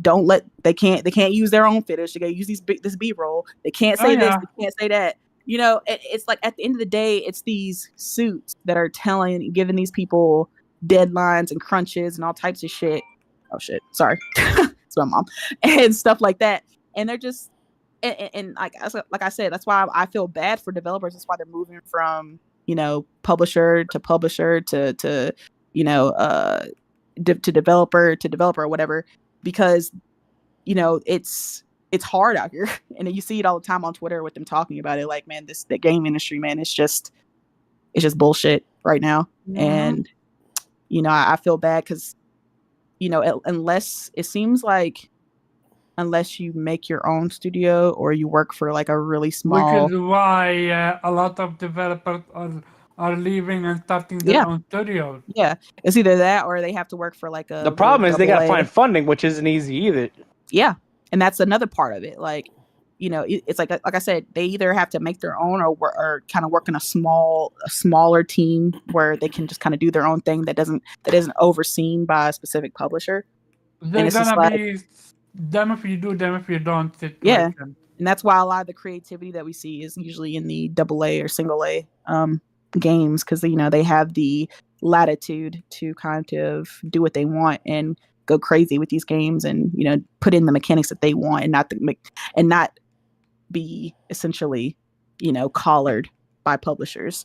But, you know, it's a sad state. Hopefully, I just want this live service trend to end. But this new generation of gamers coming up, that's like, you know, they're all ADHD driven children. So it's just like, that's all they really care about is like online, these type of Fortnite games with their friends, social games that they can just play with them on hours upon hours. That's the casual thing. That's what the gamers growing up like now. So until they grow out of that or they get tired of that, I don't unfortunately see live service going anywhere. Okay. Anyone have anything else to add to this conversation? Nope. Then no, I really wanted to see Twisted Metal though. I think that could have been a game that could be successful and not take hundreds of millions of dollars of budget. We had a previous one called Destruction Otter. Look what happened to that one. Yeah, Twisted Metal Black wasn't really that successful either, so I don't even know why they were. Twisted Metal Black was phenomenal though. I mean, the few people I've come across that have liked it, loved it, but it just wasn't that successful, which is why they hadn't made one in years. So it's just like, okay, so a new topic. Ghost of Tsushima on PC will be the first game to include PlayStation trophies. The PC version shares the same trophies as the game on the PS5 console. The game has also full support of achievement on Steam and the Epic Store. So, can someone explain to me how that is gonna work? How do you need to log in? Nate, you're the tech dude. Go ahead. Yes, you have to log in. I mean, it's an overlay that is Oh, activated, and you need to log so into your PSN in order for it to link to the account. okay, so is it as close as a PS launcher on PC? It's not a launcher; it's just an overlay. It's an. But you need to be connected to online then to be able to play the game then. I mean, in order to get the Achievement, trophy, yeah, the trophies to pop. I trophies. mean, trophies are online, so And it's connected to your own account, right? your PSN specifically, yes. Yeah, so you don't need to make a new one. No. Okay. So is that enough excitement for you if they ever go to day and date to play on PC only? I mean, I was already going on PC only if they ever go day and date. I mean, that's just the nail in the coffin for me. It's about the games at the end of the day. So, So this is that close because you're a fan of trophies, right? yeah, I prefer trophies. It's the better system. It's better than any other system on the market. So, yeah. And with now trophies being literally accessible on for you, and you're always online, so that's not an issue for you. I think we're close to be for it to be a done deal. All they need to know to say we're going day and date. Yeah, I mean, I prefer them not do that because I know, but is it not we're going day and date sign? nope, not at all. There's nothing on this that says that. It's just an overlay they can gather statistical information easier, showing what people like, what people dislike. There's nothing about this that says that people want to, Are you people who are and PC exclusive want to wish that that's what it means, but there's no indication that that has are anything to you do with it. are you in denial of hopeful? No, I'm not. Why would I be hopeful? I think you're mostly hopeful. Well, because this is as close to be day and date as possible. Like you literally now have access to trophies on PC. They've been testing that for over 6 months though. It's not even a surprise to me. So I mean, it's not new. It's not like it hasn't changed anything. It hasn't changed their strategy. Like I said, all you're trying to do is get people. This is the strategy to expand your ecosystem without sacrificing, your exclusivity for your first party titles and still maintaining, uh, you know, the 18 months to 2 year plus window for your games. Okay. So when that changes, yeah, then we got a problem. But so far that has not changed. They've given no indication that that's going to change. They said the word on the street is people think they want it to be an indicator. People think it's an indicator because honestly, the news is dry right now and people ain't got nothing else to do. And let's be real, it's a lot of PC players out here that wish, hope, and dream about PlayStation games every night. Um, and they want them to be day and date. But again, like I said, the problem with that ultimately is, like I said, uh, day and date would be the downfall of PlayStation the same way it was for Oh yeah. Xbox. So yeah, as much as people think they want that, this is a product that people don't know what they want. They don't know what they really want. That's the reality. People think they want things all the time, and it's like Wait, this you is talking about things. Yeah. Steam on Xbox? Or you No, talking about- the overlay, so that you can access your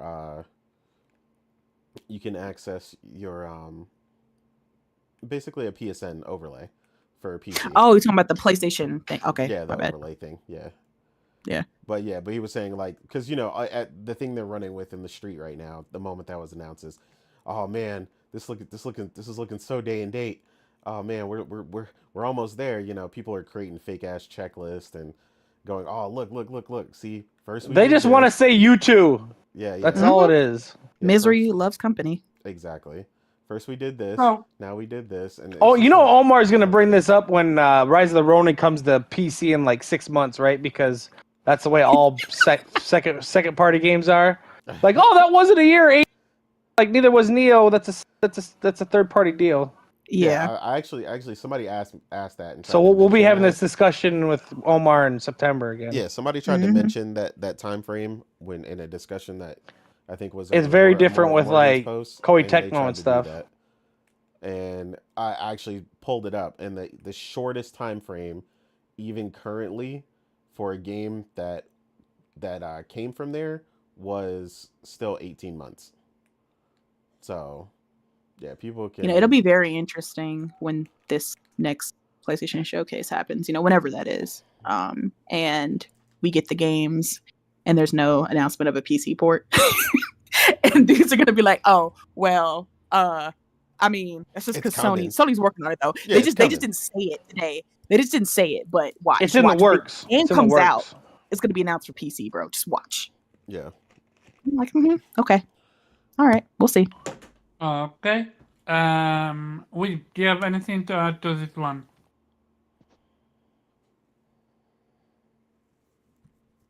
Exactly, Wow. Weeb. Nothing. Right. Exactly. Facts. Wow. Facts. See, We've Weeb said- says everything with his silence. Okay, yeah. Just checking. Weeb, Yakuza is a terrible game. Terrible franchise. Omar, Okay. I knew he was there. I'm gonna He meet is you at the alive. parking He is lot in alive an and hour. well. He is alive and That well. drew him out. Yeah. I was making sure that you're alive because you've been quiet for a while now. So, if So that what? Yeah, that's true. Demon Souls remake is still not on PC, Yep. which is Demon funny. I Souls thought, and Bloodborne. I thought that would be. That on was made there by a pretty first party quick. team, though. I'm talking like specifically kind of like Koei Tecmo, because with third party in Final Fantasy, Mhm. even though it's Oh. published by Sony, they those deals are a little different. But I don't know when they're going to come up, because now Sony's publishing their own PC ports, so it might be faster. Might be what Nixus is working on immediately after Ghost. Hey Nate, what's up with Sony maybe buying Paramount?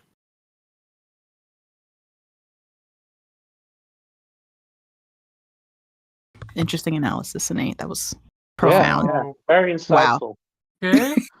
The second that I went to something that I can explain, anyone can explain it to me, because I never knew, I don't even know.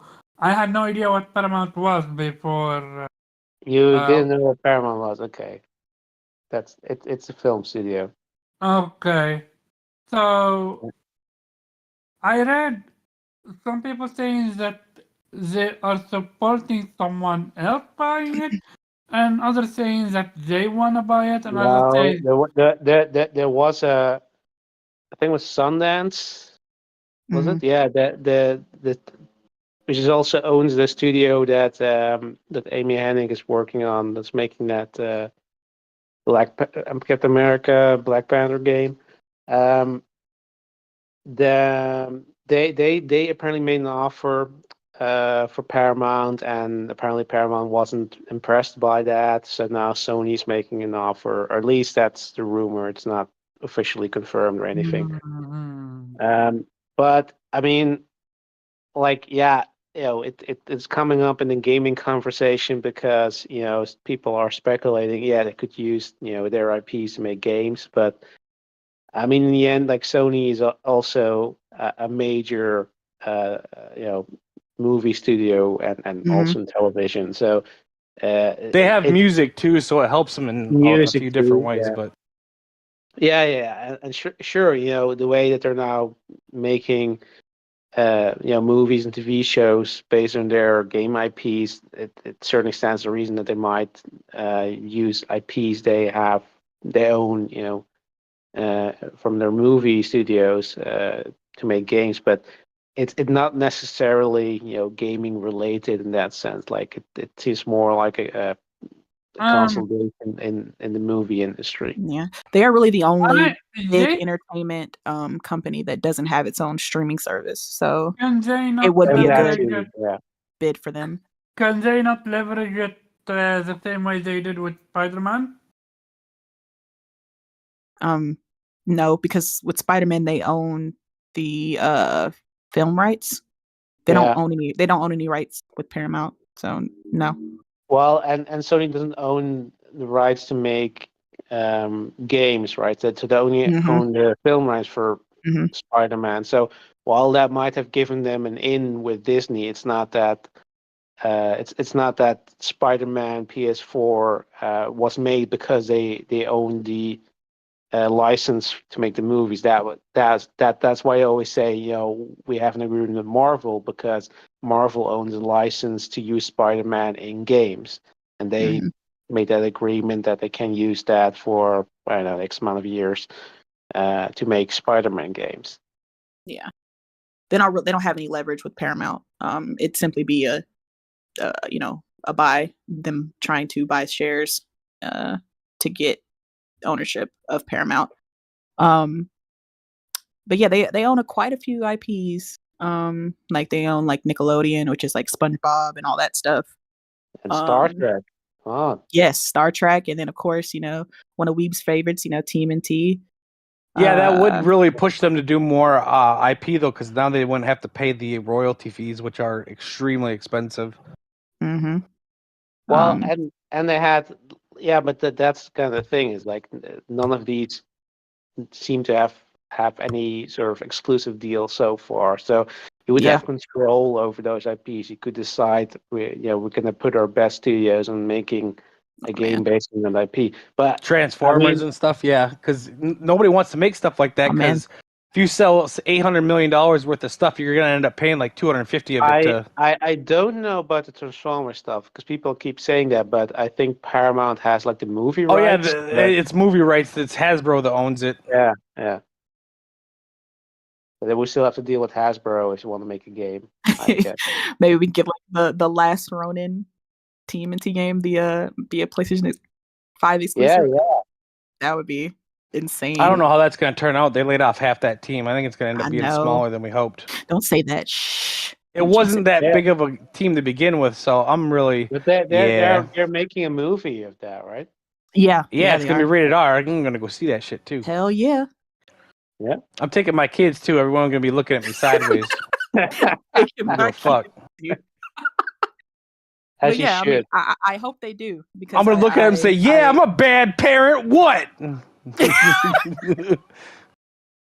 Yeah, I think that would be a good buy for Sony if they do follow through with it. I think that would be a good get for them. Even if it doesn't pan out too much for like the gaming side, I think even for their entertainment like movie side, I think that's a good get for them. And then they would have their own streaming service, which I don't know if that would mean that they would start putting their the TV shows and movies that they work on, the PlayStation IP stuff, like they're I know they already made deals with like Amazon and stuff for a lot of their Amazon, HBO, and stuff like that for a lot of their TV and movie crossover stuff.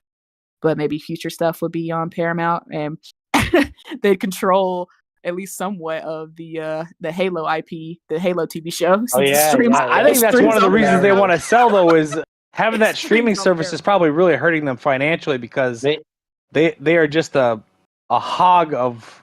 They're a huge investment to never make any money off of. Money from Xbox.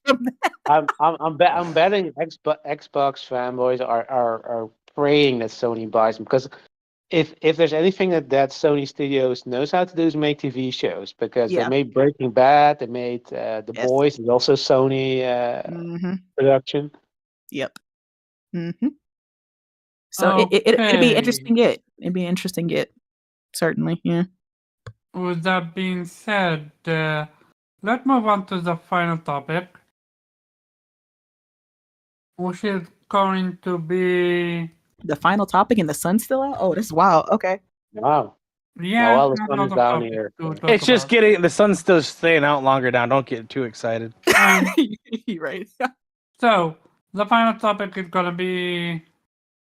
Oh my god! I must do this. Don't feel forced on our account. Morgan, Fallout, go. Oh man. The sound we made. Yeah, so I pretty much binged Fallout because with this show they put the entire season out on Amazon Prime. So me and Nate binged it in about 2 nights, I want to say. Yeah, I enjoyed it. I think they did a good job. I don't play Fallout. Like the last Fallout game that I played was Fallout New Vegas, and that was like back when I had my Xbox 360. It was so long ago. I don't even remember half the crap that happened. I remember I enjoyed it, but I couldn't tell you what the hell was going on. It was so long ago.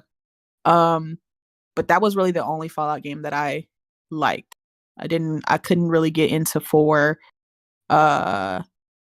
Course, I didn't like 4 even either. try. I promised myself I'd finish that game. I lied. I made it like 42 hours and I couldn't do it no more. Yeah, I didn't even bother. I was just like, not really interested. I definitely didn't even bother to jump into 76. Like I was like, they talking about that was online. I was like, oh, I'm good. I'm good on that. Thanks. Yeah, I played a little bit of 3. It was good, but I don't know, something about Bethesda's RPGs, they just never really click with me. I just don't really like them that much. But besides that, right? Me too. Aw, yay, twins. But with the show, I thought they did a good job. I liked the protagonist. She was that typical Fallout, the what you call them, the goody people in the good, shelter. sheltered. Yeah, the little shelter. Very sheltered. Living in the Fallout shelter. Not really knowing much, naive. Thinking the world's all sunshine and rainbows and cupcakes, and everybody's nice to each other, and people will be nice to you as long as you're nice to them, and nothing bad will ever really happen to you. Just that naivety that she had. It was just then she got thrown to the real world, with forces beyond her control, and she learned real quick, the world doesn't operate like that. The real world isn't nice. Even if you're nice to people, it doesn't necessarily mean they're nice to you. People will take advantage of you if you let them, essentially. You gotta play hardball. You just can't give everyone your trust. People have to earn it. But yeah, she grew up real quick.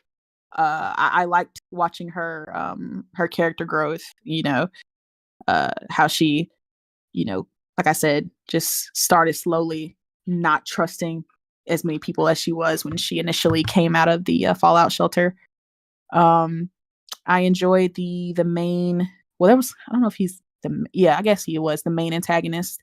The ghoul, can't remember his name, but I enjoyed his character. A lot of goofy yes, thank you. Yeah. A lot of goofy, wacky lines and character interactions. It was just, I laughed a lot watching it. Really bloody and gory and stupid, and I really liked it. And then if you see the end, I don't know if it's a spoiler or not because it's been all over Twitter, but they're kind of setting up to, looks like they're going to New Vegas or whatever for season 2. They got renewed for season 2. So it'll be interesting to see where they go with the story. Hopefully, the blood spatters were epic too. Yeah, it was. They were splattering cherry pie. Yeah, it was. Yeah, they were definitely not lax with the blood and gore, which I appreciate because, one thing I do remember from playing the games is that the violence is heavy. So yeah, I think every character, at least the main ones, I think the actors were well suited to play their characters. I really liked what's his name, the knight, the black guy. I don't recall his name. Maximus. Thank you. I liked him. I liked his character. I liked his growth. I enjoyed watching him fake being a knight for like the first half of the show, and then kind of coming into his own and essentially taking up that mantle. Yeah, being a badass and all that. So I'm really interested to see how he's gonna fare when he wakes up in season 2 or whatever. But yeah, It was good. I was disappointed when they went into that other vault though, and I was like, man, you gotta take advantage of that shit. You didn't get that opportunity very often, dog. Yeah. That was funny watching them go into that that second vault, and he was like, "Oh, this is what they do in the vaults. Oh shit. Okay, y'all got." He was chilling in that robe eating popcorn. He was like, "Oh yeah, I like this. This is my life right here." And I was like, "Yeah, I wouldn't have left." Yeah, Me it's kinda- personally, it's I kinda would ironic. have got over the whole cult thing. I'd have been like, you know what? I'm gonna let y'all do that cult thing, but I'm gonna be You You know my what? ain't I'll even drink gotta some blood. It's participate. cool. Well, you ain't even have to yeah. I was like, participate. She just yeah, went. I'm just not. I'm gonna let y'all have that in y'all's little recreation area, but I'm gonna be chilling in my little house. So you call me when you need me to like actually work. But I'm not gonna participate in the cult activities. But I'm gonna be here in my robe when y'all need me. So, I'm not gonna judge. Y'all have y'all practice. Freedom of religion. Go ahead, do your thing. But I'm gonna be over here in the vault. In my vault chilling. But yeah. So far I finally, I'll give it to Xbox. They finally made a good, because Halo wasn't it. I'm sorry. I checked out after episode 2. I did not care about that show. No, I gave it a go because I thought it would be interesting to watch a Halo TV show. But it just really wasn't it for me. But I enjoyed Fallout. So once again, it seems like, when Xbox buys an IP, it ends up doing better than when they actually make it. Okay, I'm gonna stop. Okay. But yeah, I'm gonna give it their flowers. It was good. I'm excited. I can't wait for season 2. Yeah, they did a thing. It wasn't better than The Last of Us. Sorry. Okay, maybe I'm biased. Okay, maybe you can call me a pony, whatever. But I still enjoy The Last of Us more. But that's just me. But that doesn't mean it wasn't good. I still enjoyed Fallout. It was great. I see. Great. Good. Yeah, I absolutely loved it. I'm a huge Fallout fan. He's a Like I Fallout said, fanboy, so like I said, the biased. posters on my wall. I was there day one. Fallout 3, New Mhm. Vegas, the whole 9 yards. Bot confirmed. Okay, yeah. They absolutely nailed so much. To be fair, Bethesda bought that franchise too. Yeah, they got it from Interactive or some company that doesn't exist anymore. Black Isle Studio was the first. They made the first 2. Oh man. Oh man, not God Howard. Oh God. No, yeah. not God Howard. He Yeah. stole that shit. Yeah, Oh damn. they bought it, but they made it the Fallout people Matt, know today. match made in heaven with Microsoft. Well, yeah, the second one was made in Buying exclusives. 1998. You couldn't make a game like that back in. Yeah, Damn. it was more like the Wasteland games are today. But I'm glad they changed it because Wasteland can kind of take up that mantle and do their thing, and I like the way they are now.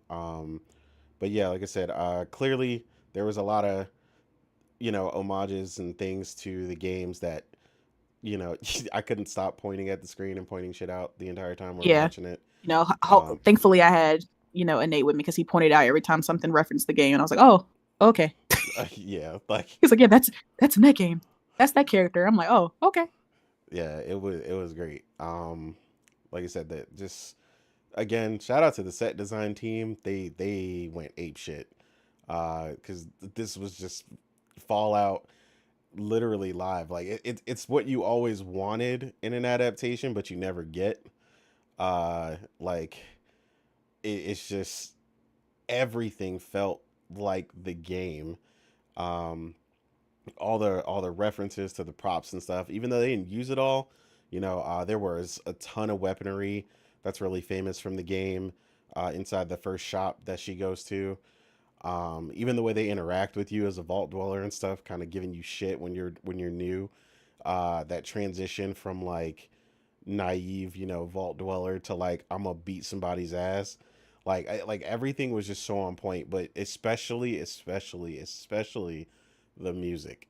The music was like The everything. little 50s Straight out of the 50s, yeah. Yeah, like it, Just like the games. yeah, it was wonderful. Like they played all the right songs at the right time. I just want to set the world on fire, and of course the very famous line that war never changes. that was. He called it. He called the line before she even said it. He was, oh my gosh, she's about to say it. She's gonna say the line. And I'm like, oh my god. My He was God. so excited. Nerd. That man was drooling. He was Absolutely. like, she's gonna say the line. She's gonna say it. I was waiting for it the whole time. I was like, I know they're not about to go through this whole show and not say the line. Like, I was like, where is it at? Yeah, as soon as she lined it up, I was like, here we go. But yeah, the one thing that a lot of people, obviously they did it with the mini rockets, but there's actually, this is something that, again, when you play Fallout, the ghoul actually technically has what you call the bloody mess perk. So everybody he fucking kills, basically their arm or their their head explodes and so on and so forth. I mean, he shot that one old lady leg the fuck off. Yeah. Or was it the dude? Nah, he shot the Yeah. dude's leg off, completely. And it just exploded. Like, yeah, like I was like, oh, we just doing that. He didn't care. I was like, oh, okay. We're just going that violent. Yeah, All maybe right. you just walking by people and shoot them in the head, and their head just fucking. yeah. Yeah. You know? Yeah. It He was, shut that whole town up. I was like, oh my god. The whole But head's on the back of the I did wall. You know like what I the mean? fact Not a that- hole in the head. The whole head on the back of the wall.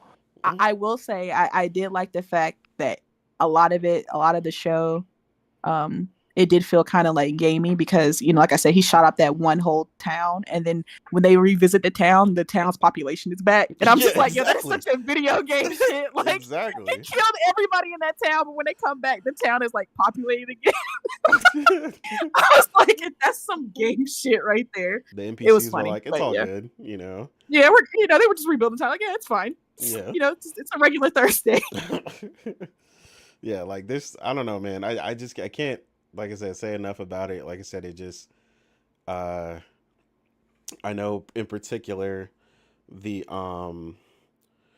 my one of my favorite lines, because this is very reminiscent of the game and kind of where you are as a person when you first get out there and stuff. And the scientist, he comes across her very early on when she makes a really big mistake, and she starts a fire in the middle of the night, which basically is just a beacon for you to get murdered in the middle of the night in the wasteland. And he tells her, she's like, no, I've got to stay out here.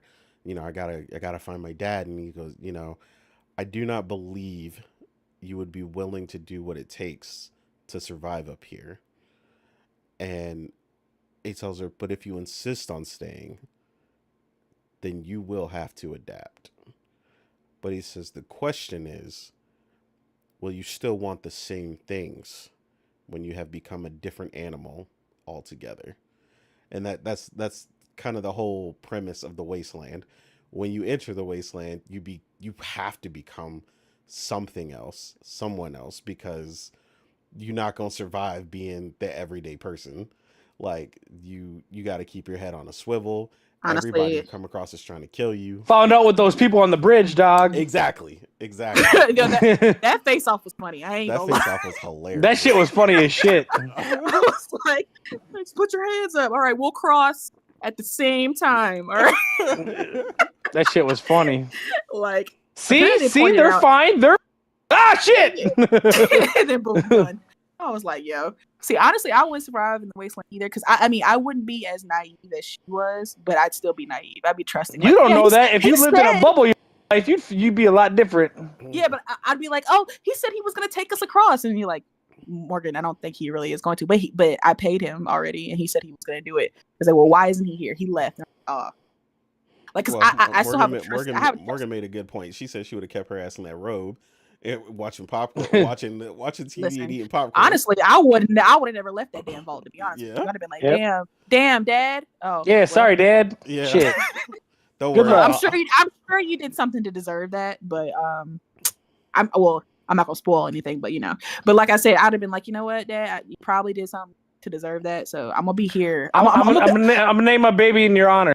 Yeah, exactly. I'm gonna get this vault back together. Yeah, I'm gonna In carry your on honor. your We're- legacy. I'm gonna carry the torch. I swear to you. All right, name like Nelson said, name my firstborn after. Mm-hmm. But I'm not leaving this vault, bro. But like, I can't remember which character pointed it out, but like they said, she didn't really leave the vault just for her dad. She left because she really wanted to see what the hell was out there. Yeah. Well, Yeah, because I can't remember who. I think her it was brother. Nicole that pointed that out. Well, her brother is just like, well, you were inherently curious, like, because when she was Yeah, like, she was like, yeah, don't try to follow me. He goes, I wouldn't. I'm a chicken. Well, I was like, yeah. I'm a coward. Yeah, yeah. exactly. So Yeah, yeah, all the the reason characters she had their left, point. like, yeah, she did want to get her dad back, but the main driver was that she wanted to see what was out there. You know, Yeah, she was so bored. Shit hit the fan. She was like, you know what? This is a perfect time for me to hit the old dusty trail. the old dusty trail. Yeah, which was hilarious because that was also a funny reference because the tumbleweed rolls by her ass and she freaks out She because she said, "What the doesn't. fuck is that? Yeah, she doesn't know what a tumbleweed is. What the fuck is that? Oh God." Yeah, Oh. so I don't know, man. They just they like I said, they nailed it. Literally every single thing I could have wanted. Even the super duper market interaction is a whole reference to like an interaction in the game of basically people, you know, trafficking and and you could just you know run up in there and be like, you know what, forget this trade. I'm gonna just run in there, blow y'all all away, take what I want, and leave. You know what I mean? Like it's just that's kind of the thing with Fallout. Like everything is like a potential you could negotiate or you could just be like, Mhm. I'm gonna blow the house down. Like, and that's the Yeah, great thing. So I do like that the yeah. show kind of covers how they got there. You know, like what led to the actual fallout. And the story behind what's it, the Pet Vault Boys Tech. and all that. Yeah. Yeah, Vault Tech and all that stuff. Yeah, they even talked The about way how they everything went acquired down. it. That Vault Tech didn't Mhm. actually make them. They bought them from another company and then Mhm. incorporated them with the vaults, which was interesting. That was new for me. Yeah. So I'm interested to see how far they'll go with the history of everything. Like, yeah, but yeah, it should be second season should be interesting. Okay, so I have a question for someone that never played a Fallout game. Would I be lost if I watched it? No. No, No, you can it has watch nothing it to do with the as is. games other than the Like I lore, said, I don't because remember. it's its own story. It's I like don't picking up remember any one really of the games anything and watching it. from, like I said, I only played really New Vegas, and I don't remember really anything from So the what made game. it so enjoyable for you as an Fallout fan then? Because it's good. Yeah, it's just good. Yeah, Like it's it's just just a good TV show in hindsight. Action, gore, suspense. I mean, fucking everything that makes a show good. Yeah, it's like even though the main character is naive, she's likable. Mm-hmm. You know, even though she makes stupid decisions that you'd be like, yo, I wouldn't have done that. I wouldn't have done But that. Yeah. you know, You say that, but if you were exactly, but if you lived her life and you lived in that sheltered life, you'd probably make those same stupid ass decisions. But I think that's kind of the point, you know, because I think when they was saying that's kind of like it from Fallout 4 or something, you know, when you come out the vault like that. It was so funny because I saw on Twitter that they released the stats for each character. Like, Oh, did they actually do that? Yeah, they I did. didn't see it because Yeah, people were yeah, I saw that. guessing. They were all low. I think the highest Yeah. anyone got was a 7. Even the ghoul, I was like, come on now. I didn't know yeah, that. they He a Stone released Cold Killer. the different. Yeah, I think Bethesda did it. But yeah, Okay. I guess they saw the trend where everybody was guessing what their stats were, and they're like, "Well, we could always release the stats." yeah. I mean, that's one way to market. Hell yeah. What did they do? So They release, well, you know, in Bethesda, Yeah. you know, because RPG, each character has different stats for like different stuff, like dexterity and stuff like that, right? So they released the stats for the characters on the show, like what they would be, their different RPG stats. Mm-hmm. Yeah. Yeah, I don't care what they say. The ghoul had 10 agility all day. That man, because the agility is your small That arms man, fire. that man was killing people without looking. Come on now. Yeah, that man was like he was a stone cold killer, bro. Like, yeah, ain't no way he wasn't Yeah. Hey, to the left was the and Last of Us? bam. You said what did I say? over The Last of Us? For me, Yeah, it's better. yeah, for me, yeah, it just Don't listen to them. I like I don't even still- like. and I love The Last of Us, right? And like, don't get me wrong, like I get everybody giving Dustin shit because Dustin is an idiot and he lies all the fucking time. So I get everybody being apprehensive about what he said. But He's an Xbox cocksucker. That's why. Well, exactly. Yeah, there you go. He said it the right way. But yeah, it's for me. Like I said, it's just very. like I said, I tried to explain it to people. Like, it's the music, the gaminess of it. Like, it was all there. I still really loved The Last of Us. I mean, we all watched that together. Mhm. And that was fire. Like, The Last of Us, it doesn't Family take any. time. Yeah, exactly. Like, it doesn't take anything away from that. But they definitely No. they definitely took the more traditional TV adaptation approach to certain parts of it where they really, really change some things and it's more TV esque. Like, I never felt like watching Fallout that it wasn't like grounded in that game world.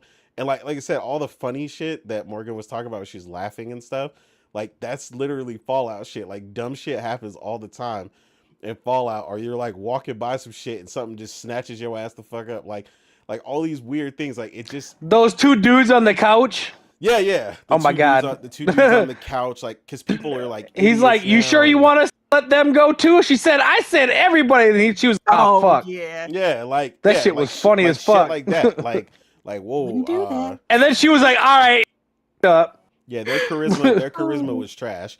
Their charisma stats were trash. I'm telling you, they both had like a Yeah. one charisma stat. They were both high as fuck. Yeah, they were high as hell. Like that shit was crazy. Like, but situations like that are like what pop off all the time. There's other little tidbits like you didn't get to see the NCR. You get to see their armor because somebody has it, but you I don't. think that'll probably be in the second season Oh, since it's going to be absolutely. kind of New Vegas ish. Yeah. I So expect to there's see a them. big aspect to them in New Vegas. So they're definitely going to show up. You didn't get to see the Biomutant, but in the beginning, there's a spot where they're rolling something on a gurney, and the hand falls out, and it's a mutant. You can tell because they're fucking huge. So like just like I said, it's so hard to put down. Like as a fan, it's crazy, but like just in general, I could tell you like from people who what I've heard from people who have never played Fallout or don't know anything about Fallout. It's just a good show. Like I like, don't I'm really gonna care for recommend my mom Fallout. to I watch love it. Yeah, like my mom is gonna, she's Yep. gonna watch it. It's so funny. My parents actually did watch it and they liked it. And my parents don't know shit about video games. So Yeah, they're just like, Mom, oh, that was a I good came home show. for my mom's birthday and she's like, "You seen that Fallout show?" I'm like, "What the hell? You watching that?" And she was like, "Yeah, I'm only on episode 3, but it's good." I was like, There "Oh, you go. okay." I did like that one line from Cooper Howard the Ghoul, like after they kind of beat the fish monster or whatever, and they lost the head, and she was like, she's like, "What are we about to do?" And he was like, "It's just like the wasteland, to what did he say? Oh, There's he always said some shit." Like, yeah, he Go ahead. says because she said the golden rule. She said her golden rule, and she said that there aren't any rules of the wasteland or something like that. He goes, yeah, thou shalt get sidetracked by bullshit all the goddamn time. yes, he said, Yeah. "Thou shalt get sidetracked by bullshit." I was like, if there's anything about a RPG is that you always get sidetracked by some bullshit. So I made me laugh. So like that is true. Yeah. Once you start on some shit, you'll get sidetracked by some So, bullshit. what you're telling me is, if you know that it's a game and you make it accordingly, people gonna love it. Absolutely. Of course. Yeah, people were saying something about the budget wasn't that high. Well, for they the don't final have to season, go. but I was like, I The couldn't tell. budget seemed twice as high as like The Last of Us for me, in my opinion. The robots, the fucking explosion, or all the Yeah, I gunfights think and shit like that. I think the infected and stuff like the CGI for The Last of Us is probably what made it cost a lot. That whole thing. Yeah. Yeah, but with The Last of Us, we had a few moments like that, like the bloater theme. No, but there's a lot more violence and stuff in Fallout. Yeah, and that's there's what not just The one or Last of two Us- scenes. And that's what The Last of Us needed: death and gore. Yeah. We Well, didn't get a lot of it. this is all more practical though. The CGI shit's what costs a lot. Yeah. These were practical effects, like people wearing masks and shit. Yeah. Well, Wara said he could just watch the show again today. And I was like, I feel it. Like it's just I could fun, too. man. It's just good. I'm gonna see when I can watch That it and original give it a night go. had me weak when he was running. I was like, I know this Uh-huh. motherfucker ain't running. I was like, yo, Yeah. not this man being a bitch. Yeah, I was not whole- sure if I'm gonna see when I can watch it and give it a go. Cause I'm not sure. I was not sure if I'm gonna be able to enjoy it as someone that never played the game. Yeah, You But don't if have to listen. You will. You don't but have if to. someone I like don't never your watch TV. I mom, love that shit. Omar, you if don't have to someone play the like your game to enjoy mom it. is enjoying it, Yeah, then yeah. yeah, it's just a good yeah. show. It's I just a mean, good show to it, people who it's don't gonna know. Yeah, it's gonna explain everything to you, like yeah, it what's going explains on. So everything. it's not like you're gonna have to know the game to understand, because it's gonna explain everything to you, like why certain stuff is happening and what led to this and that. Like it's not gonna leave you to where you have to research and be like, what the hell did they mean by this? Like you're gonna be fine. They're Yeah, gonna it's just explain everything. it's the I know, for background. It's the example, the background stuff Nukola, for that I example. noticed that I was explaining to her that they don't talk about. It's just there, but you just won't have that moment of recollection. Like I was explaining to her Mm. like the accuracy of the depiction of the vertibirds that, the Brotherhood of Steel rides in, and stuff like that, and the Zeppelin that shows up basically that they ride in, that can house like their entire force where they invade, and like all this other stuff. Like it's a big fanboy moment for people who love the series. There's literally a reference to the games in damn near every scene. Like I knew it's spam lasted a phenomenal. long time, but I didn't know it lasted 250 years though. Yeah, yeah, They be it eating was. spam a lot. Yeah, they were going crazy with that. They were eating good in the vaults though. Like I was with Morgan on that one. Like if I'd have left and I would have fell into that other vault, Them yeah, I definitely would have motherfucking been chilling. Jello cakes, man. Them niggas had a Jello cake for every occasion. I was like, Yeah, dang, bro, y'all celebrating everything. They yeah, was even they giving the prisoners Jello cake. I yeah was they gave like, them cake. Like it was just like yo, I'm yo, trying to be in a vault. Like, yo, I'm trying to be set. Like, I could live out in a vault and be happy. Like, all I yeah, need in there is like a TV with a PlayStation, and I'd be set. Like, that's all. Like, yeah, that's the only thing. Cause they had everything in there. I was like, these look like little studio apartments in here. Like, yeah, Yep, and basically. a cute neighbor, right? That's all yeah, you like yo, need. just set me up. Like, yeah, I'll get with somebody in Vault 33. Sure, why not? Um, but yeah, they had endless food, water. Like, yeah, I'm trying to be in the vault. Like, Facts. I'm about to get my engineering perk all the way up. Like mm-hmm. make sure if that water chip ever break, I got it. Oh but man, I get a lot more yeah. gaming in too because I ain't got to travel for work. Just you walk know what I I'm right know, down saying? the but that's walk what right down the I'm tube. saying. It's like, yo, you You could know? get the backlog would be no problem at that point. Mm-hmm. Nope. Like Do my yo, little I think about how much time I got to job and travel every call it week a and day. stuff like that. And I can just walk down the hall to my job. Exactly. Be waving to everybody. Hi, Sally. Hi, mm, Greg. mm, Everybody's just happy. like it'd be perfect. Like I'd be so set. absolutely. Shout out to Okay. Particle Effects. They made the show S tier. Now, Water said. Weeb, you seen it? Partially. I've seen the first 3 episodes. Mm-hmm. See, How many episodes on there? Weeb's at the precipice. Like he's about to get to the transition point in episode 4, where like shit starts to like go even further. Okay, So so how many episodes are there's there? 8. 12? 8. Wow, 8. 8. Yeah, and they're I finished the last 2 hour each. yesterday. I'm tired of shit when I get home from work. I usually play games for an hour. I never watch TV, but every day I had that was like my reward for being exhausted after work was I got an episode of Fallout. And then I'd be Yeah. like, God damn it, it's over. I gotta go to bed. Fuck. So Mm. I'll watch another one. Wara said it best, right? The fan service didn't leave new people confused. So like while there's a ton of stuff for me, it doesn't matter if you don't know it. It's there for me. You know what I mean? Like you don't have to know, but I'm glad I do know. You know what I mean? And it's like that's the thing, which actually is a perfect transition since we're done with this topic, into Oh my man. topic. Yeah, we're Okay. done. Ooh, that transition. Okay. Yeah, perfect. You know what I mean? That segue. They should sponsor me, yo. That's what I'm saying. Uh, but no. So a question came up on Twitter the other day, which is something that comes up. I mean, quite a bit because obviously everybody has a limited amount of time. Everybody started gaming different. Everybody had different preferences as they were growing up, whether they were exposed to stuff, if their friends were into things. Or whatnot. And obviously with, like I said, the Fallout show, a large a 7,000% boost, obviously because it wasn't selling at all at one point, of people, bought Yeah, they never Fallout. say that. Like, oh, it had a 300 times One boost, but it was only selling 12 Let copies a week them before. explain Yeah, it. yeah, exactly. They never explain that. But yeah, a ton of people are playing Fallout for the very first time, um, and trying to determine where they should start. Whether it's Fallout 3, Fallout 4, Fallout New Vegas. Obviously, New Vegas being a heavy fan favorite, you can see from all the polls and stuff on Twitter.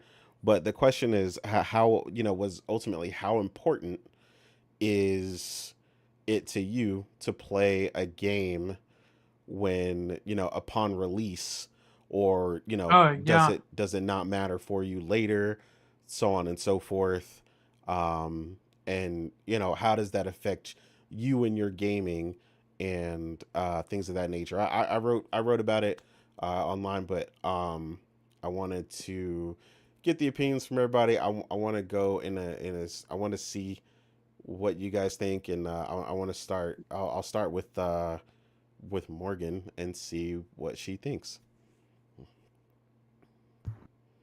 You're gonna have to re-ask that question. I'm so sorry. You're okay. What was the question? The question is ultimately, so how important is it to you to play a game upon release? So whether you're playing something basically playing something upon release versus playing it later. Sir, And then you don't even have to, like, we just talked about this with the intro about how many games I stopped playing because another game came out, sir. You already know the answer to this question. I have no impulse control. Obviously, it's very important to me because I stop a game when another game comes out that I want to play. So apparently, to my mind, it is very important that I play something right when it comes out because I lack the impulse control to leave it there and just wait, you know.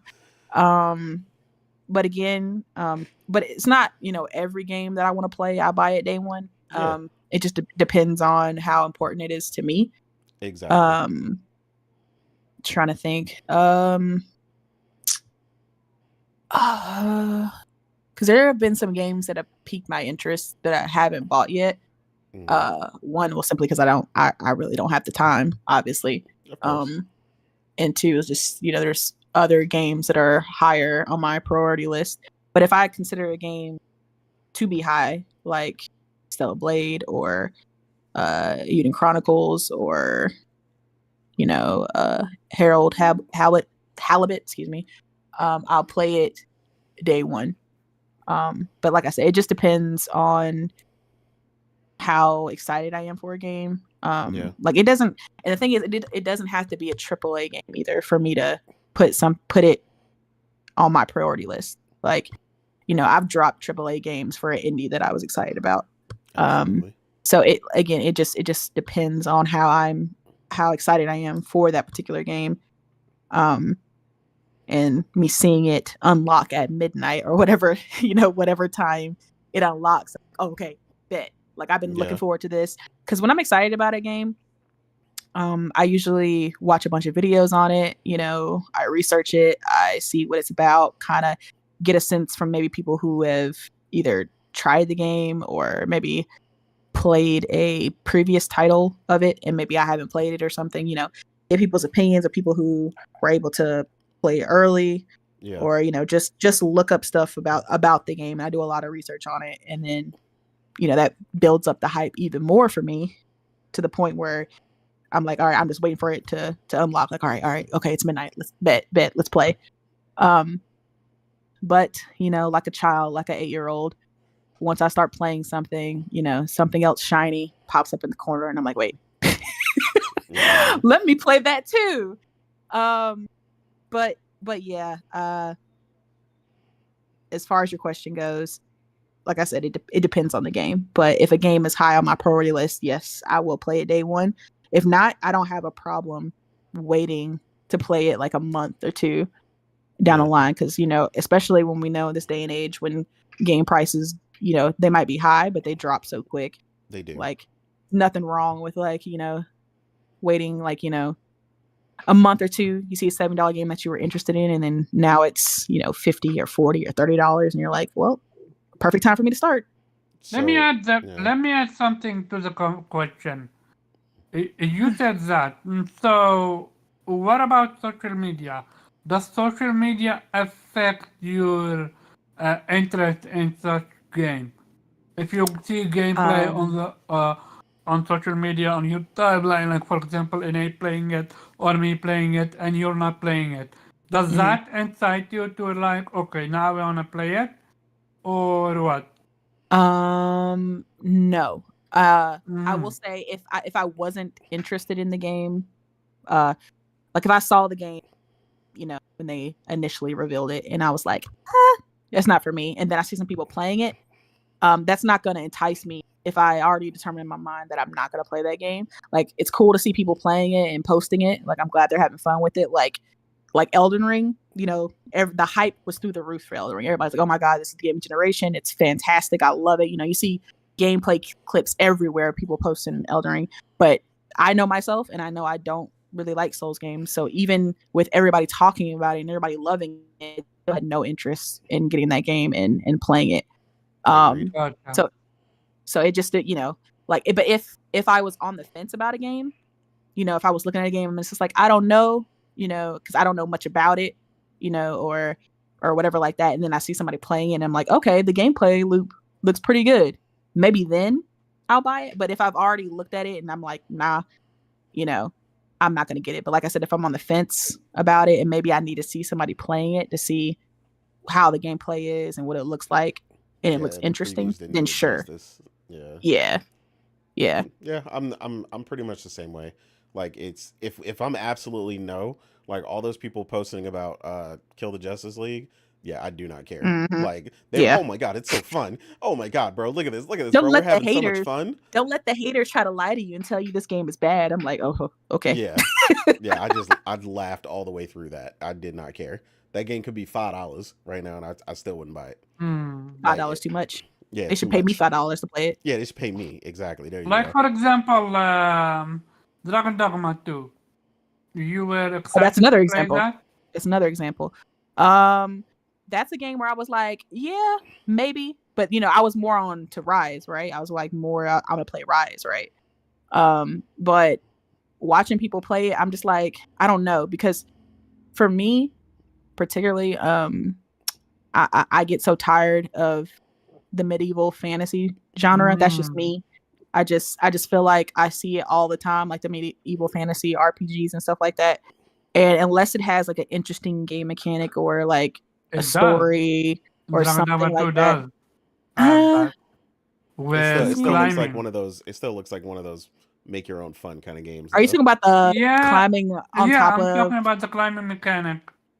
That's not that interesting to me. Like, okay, like I see everybody doing that, climb on top of him and stabbing like a dragon while it's flying. Like, it's cool, but that's not enough for me to be like, oh yeah, I definitely got to get that.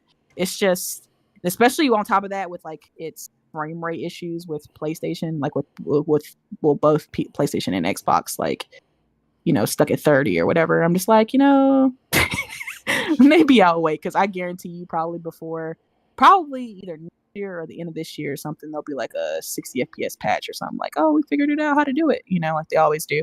Not to mention you'll have a PS4, PS5 Pro eventually. Ooh, that so, Pro. Yeah, and it'll be Yes. a nice, easy $14.99 pickup. No, and you're like, no. The Pro ain't doing 60. That's what they told me. That's what everybody's telling me. It's not doing that. So Yeah, It might I not. think The can't get my hopes 4080 up. ain't doing 60.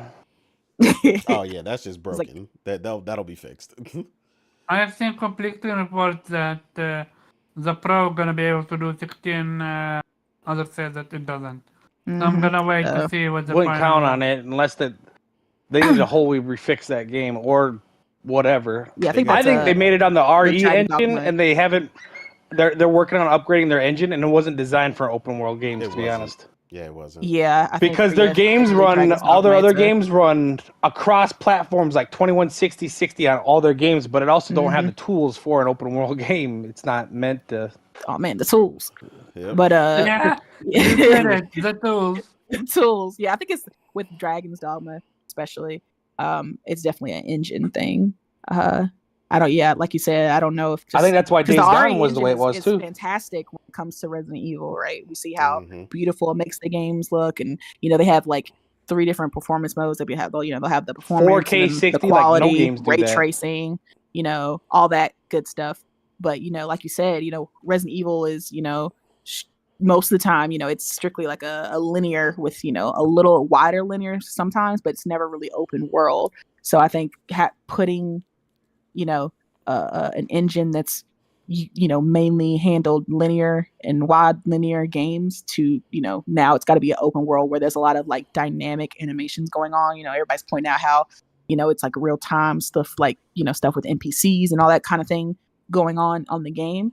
That's a lot more taxing on the engine, and I think they kind of overestimated its capabilities to handle such a bigger game than Resident Evil, and I think they're learning how to get a bigger type game to work on this engine, and it definitely needs some tweaking to handle a game of this size. But yeah, I definitely agree. It's like an engine problem with Dragon's Dogma. Okay.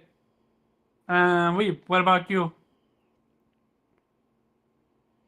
Yeah, the boring answer, it depends, because I mean, I don't mind. Like, if I want to really play a game, I'll buy it day one. I mean, you know me, I'm not gonna wait to play a like a dragon game. That's gonna be day one. Yeah. Everything else is gonna have to wait for that. Um, but yeah, I mean, because I wanted to play like a dragon, I didn't play Final Fantasy Rebirth when it came out. But it's really a practical thing there, because especially this year, last year was crazy as well. Like, there's so many games coming out you want to play. Like, it's impossible to play them all, at when they come out, because there are so many in such a short time frame that you got to make choices. And then, I'm going to play the one that I want to play the most, and everything else has to wait. I do have the problem that I do buy game too soon, that I like just buy him because, like, I want to play him and buy him.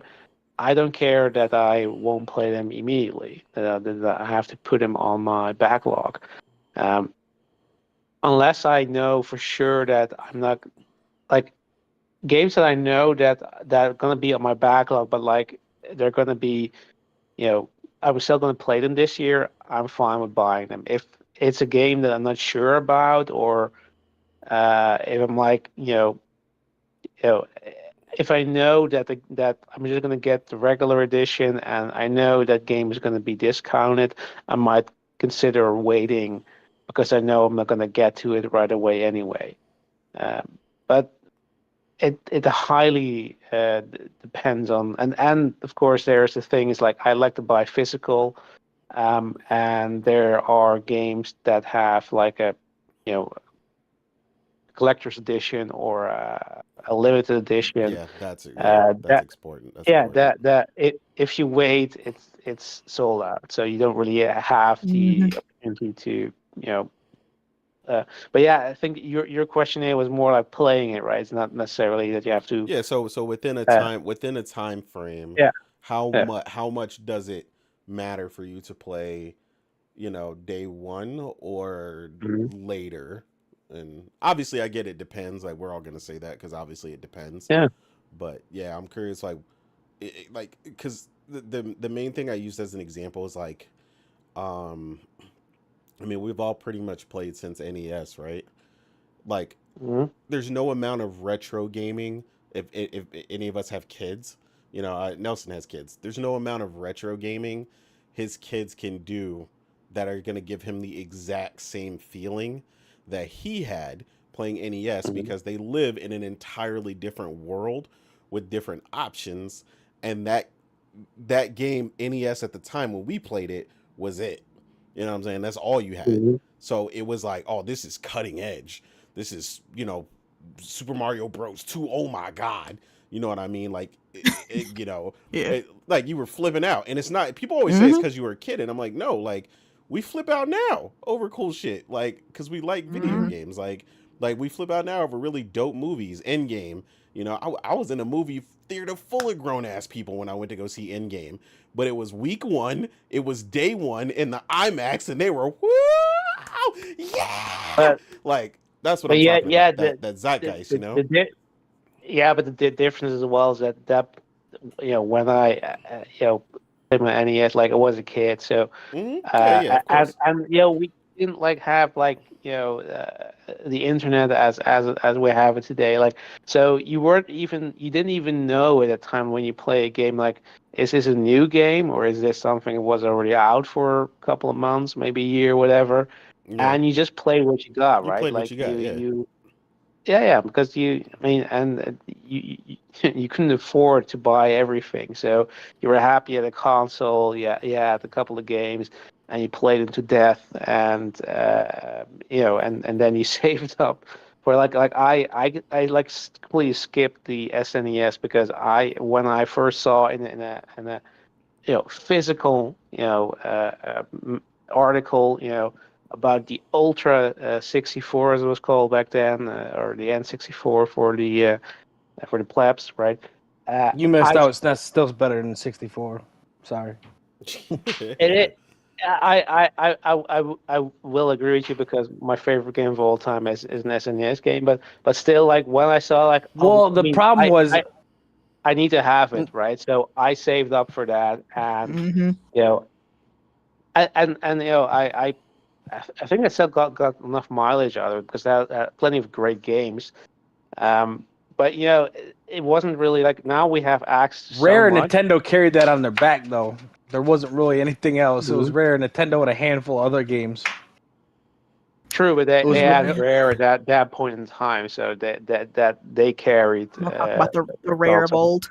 Yeah, We yeah, don't like to talk about that. Oh, rare. yeah.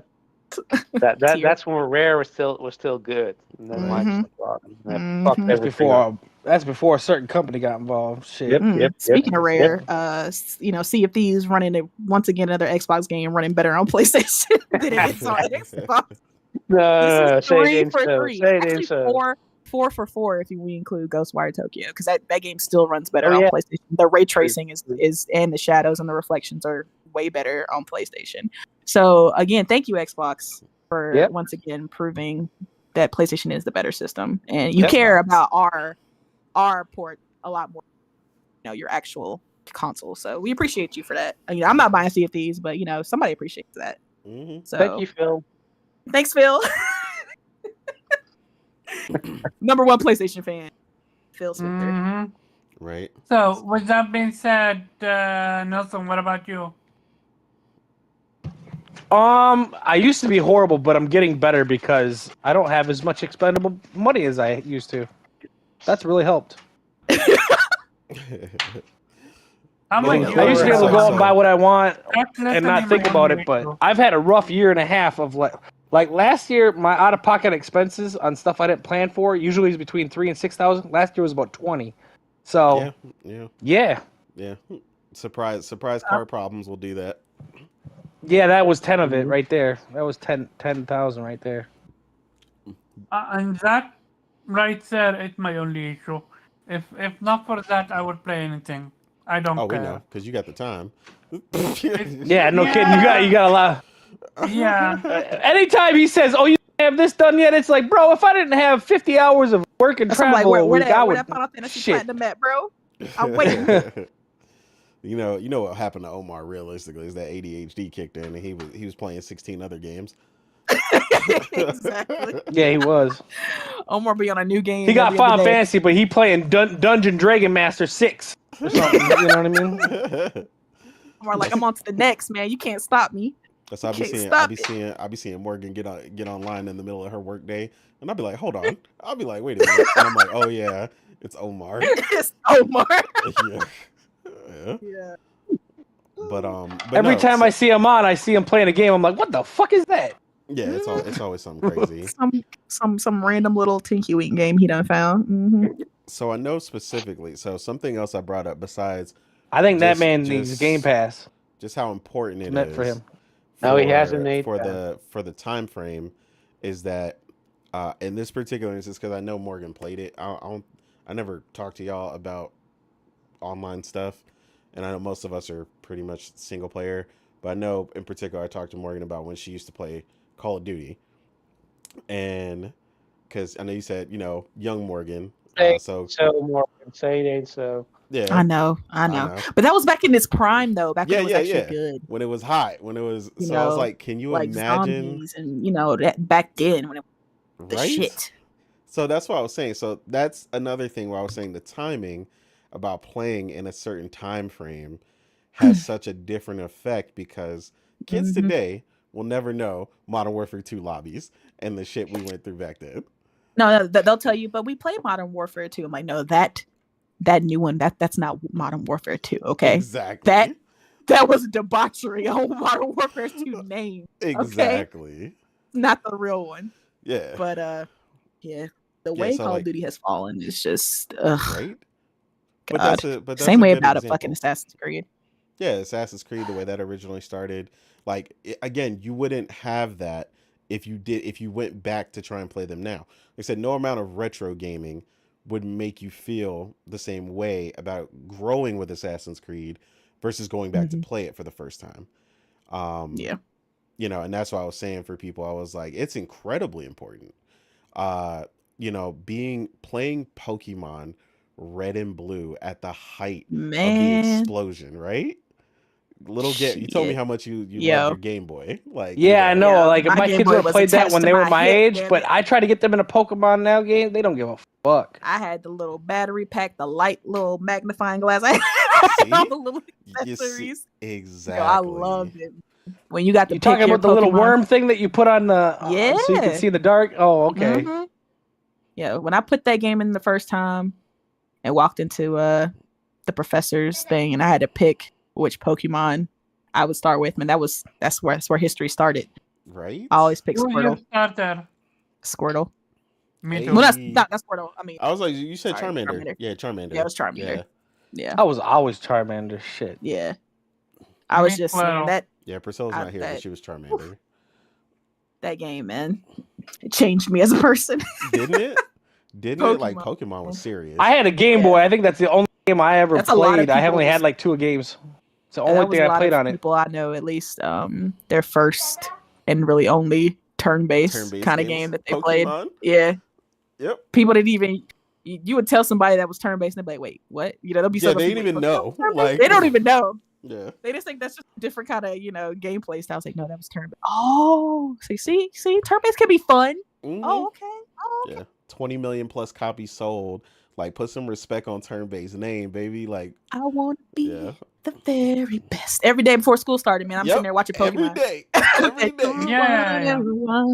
Yeah, that was shit. Yeah, see, that's what I'm saying. Being there at the release of that, at the height of the fandom, like I was explaining to people, I was like, there's so much that goes along with the release of a game, the timing, the state of the world, the everything that could just change, how it feels to play the game at that time frame.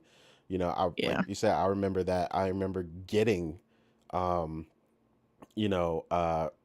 Red and Blue. I was like, get both, and this was a Black Friday significance for me because I was in Georgia at my cousin's house, and my mom and my cousin's mom, they went out early before we all woke up because we stayed up hella late. I'm watching my older brother play Resident Evil, and all the kids were passed out, and I happened to wake up and I was heating up food, and my mom and them were coming back, and I seen at the top of the bag, for whatever reason, thank you, that Sears employee who packed that bag that way. I saw Just peeking. Yeah, I was looking hard. I was like, wait, what is that? And I happened to Throwing see you a surprise. Pokemon at the top, and I cried. And my mom gave me my Christmas gift early for the first time in my whole life because I wanted to play well, so damn, bad. Christmas is all about the surprise. But if you already knew it was a surprise, it's over. Yeah, It's I like- was ecstatic. Yeah. And this is not really a game. That's how you learned Santa wasn't real. The dream was over. It was crushed. But yeah, this isn't really a game in the traditional sense that we were talking about, but like it's like if you weren't there when Pokemon Go was popping, Mm, like yeah, when exactly. everybody was outside with their Yes. phones catch Pokemon, I tried it, that but was amazing. Okay, that was that shit is scary. Because if yeah, it you're was. not paying attention on the road, it's over. Oh People yeah, were yeah. people were out there getting in accidents trying to catch these damn Pokemon. Yeah. Yeah, I mean, it was It was crazy. one night me and Priscilla came back from late from her mom's house, and I was like, "Yo, let's go over here real quick and see." And we went to like the shopping center that was closed, and it was like, yo, it was like 30 people in the parking lot kind of driving around in their cars real slow because there was like a couple gyms over there and some rare Pokemon because the hotter a spot is, the more stuff it has. But in the daytime, that place is Everybody's packed. there. Yeah. So Yeah. at night though, it's still popping if you could just go there. So even the dude that the street sweeper dude that was cleaning the parking lot was playing. He would stop every now and then. And on the job, bro. Yeah, on the job. I was like, okay. He was like, yo, I drive everywhere at night, bro. I get all the rare Pokemon. No. He said he found the cheat code in order to get the Pokemon. He's like, yo, I just clock in. Yeah, you know what I'm Yeah, saying? just clock in, good to go. Yeah, that's hilarious. But yeah, again, that's why I brought it up because like I felt like a lot of people weren't considering all the aspects to each thing and why Yeah, it's that's true. important, at certain parts. Like I said, like nothing tops the height of like you said, the launch of Pokemon. Pokemon is still relevant today. You know what I mean? Like, Yeah. and it's like Even as bad as they're treating the Even IP. made Palworld relevant because their games have been so bad that people were disappointed. They ran out and bought Exactly. Palworld and they were like, "Nah, this ain't it." Exactly, as like a substitute Pokemon. Yeah. And it's like that's what I'm saying. Like when I tell people like People just want a good Pokemon game. we've had legendary games over the years, and some of the years have been later on and so on and so forth. But I'm like, bro, you just don't know what it was like to be there. I was like, that's what I'm saying. I Like, don't know. To me personally, when it comes to Pokemon, I don't know. I'm a proponent of sticking to the 2D model. Like I never liked it when it was 3D. I pretty much only really liked it when it was on, Game Boy and stuff. I mean, Game Boy I and can't. Game Boy Advance I'm not SP. gonna sit here and be like, you can't play it if it's 3D or AAA or whatever. Because I know there's like a lot of, Pokemon fans that gone back, that are huge proponents of like the newer model of Pokemon, and I can't speak on them because I don't really play them like that. I've only played like one, and I just didn't. It just didn't mesh with me. But I don't know. It's just something different about the pixel Pokemon. Like I just like that version better. I don't know. It's put it back on. Give me it on Switch in a Octopath to Traveler I was about style. to say Octopath Give me it like that. And with I the will original buy color another palette. fucking Switch. Yes, I will Yeah. buy Switch 2 just for that. Like, No, I give feel me you. that. I feel like a big You thing, need- a big you reason need- for you that is need to because play- of they gave more. I felt like they curated the Pokemon better back then too. Like eventually Yeah. they started getting crazy, and Pokemon started being candles and all kinds of crazy shit. I then, swear, they're just picking You need stuff to on play Bravery Default. That's for Bravery you. Yeah, Default. yeah. I already. I ain't even give her that one yet because she ain't got the time. Oh, man. I was like, that's one that yes, I agree, but I ain't even got the time to get her into that. Like there's just so much. But yeah, Bravely Default 2 specifically was one that I was gonna put you on, but I was like, we ain't got the time right now, and it's not. Not right now. Not the time for it. Yeah. Yeah, it's basically the previous ones were only on like Nintendo DS and stuff, which is why I didn't Yeah. really say anything. But the new The one, second one is on eventually, PC. it came out on PC at least, so it might be something on GeForce Now at some point you could play, and you Oh, would man, really, y'all you really recommend like this it. stuff that I ain't got the platform. You know what? Fuck both of y'all. You got GeForce Now. You Sit can, It's here and not be on like, yeah, PlayStation. Otherwise, PlayStation Why on the way. how would you recommend it to me? that's why I ain't really give it to you like that. But I mean, Damn. obviously, you could like remote play through Steam Link or something. And if you ever Maybe got they down got it to the on point where you literally had nothing to play, which is probably never going to happen, then Yeah. do Yeah, that. I know, right? Yeah, not at the Let's rate we see, going. But yeah, like I said, like there's just so many instances I thought of with that question. Where, like I said, I think a lot of people thought about it just like, do I want to play a game when it comes out? Maybe, and that was kind of the thought process they put into it. But I was like, there's so much more to it I because I say, was like midnight launches. You know what I'm saying? Like I remember being in a midnight launch so deep, I we mean, was around the midnight block to the midnight launches is no place. longer the thing, though. No, I mean it's not. I mean they still happen, but they're not like they used to be. But like when they were, like it was crazy. Like you used to see people you knew randomly, like yo, what you doing out here? You know what I'm saying? Like it was, crazy. Like people showing up, like you ain't even know played the game. And like I said, I famously remember, like I said, the launch for Modern Warfare 3 was so long that the police showed up to make sure nobody was in the middle of traffic because the the the line was around the entire building and down the street. That's Like, another thing I miss. yeah. I miss midnight launches. Like it was a real vibe waiting with people for a game. You're all just sitting there talking about it, vibing, like how excited you're gonna be. And they would do like little giveaways and like questions. Like it was fun. It All right, was. I miss like the last one good one that I was a part of was when I got Red Dead Redemption 2. Yeah. I think Oh that was yeah, like that the had to be last that one. had to be pretty big, yeah. Yeah. Sad times, moving away from the physical.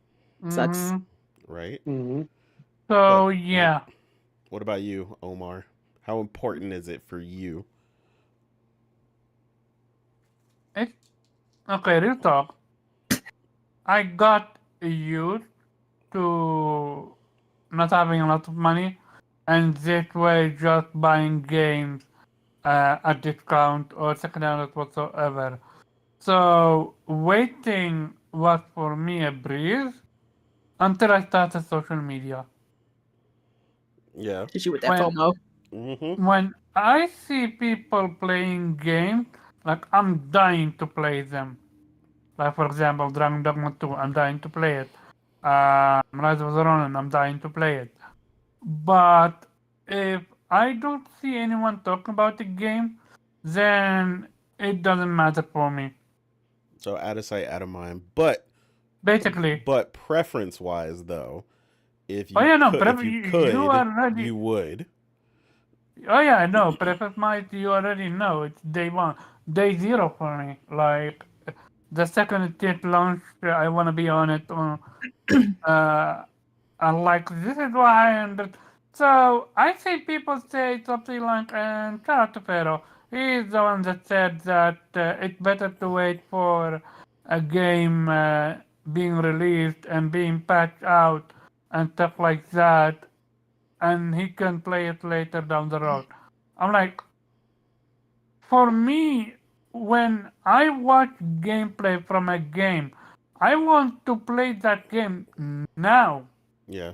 So the second a game releases and I have access to it, like I'm jumping on that shit now. I'm not gonna wait for it to be, quote unquote better. If it's playable, I'm on it day one, and Omar said, I don't give a fuck. not what? No, I you said, good. Omar said, I don't give a fuck. I'm playing the day Not one. not 60 FPS. I don't give a fuck. Yeah, Omar said I'm playing that shit. I like what I'm playing Omar that said. shit. He looked at the game and said, "I like you and I want you." As long as 30 and it's not dipping below 30, I don't care Yeah. what it is. Nah. But I so feel yeah, you. that's basically me. Yeah, I feel you. The whole thing, that's been a weird thing that people have tried to popularize now, and I get it to a degree. But at the same time, I've also played shit where like me and Morgan are laughing because we were able to get something done or do something early in a game because we did play it before they patched it. So it's like at the same Yeah, time, Man, yeah. I'd be so pissed too. I'd be like, we'll point out something and like, damn, that part was barely playable, or oh man, this part was, the lighting was all messed up. And then of course, like right after we finish it, we've Yeah, patched they this patched portion of the it. game. I'm like, I mean, man, we y'all some motherfuckers. we all famously finished what was it, the horror Was game? 16? The Oh. horror game? What was it? Oh, Uh shit. like the one like Dead Space. Yeah, fuck. Callisto Protocol. Oh, Callisto Protocol, Callisto yeah. Yeah, Protocol. and then they literally patched every single thing we complained about. Yeah, yeah, Every single yeah. time, man, I swear.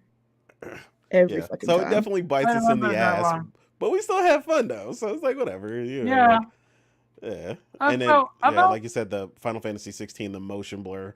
My God, the headaches that gave me. And then they fixed it. I have a question. Anyone ever going back to 16 for the DLC? Cause not 1, 2 DLC is now out for it.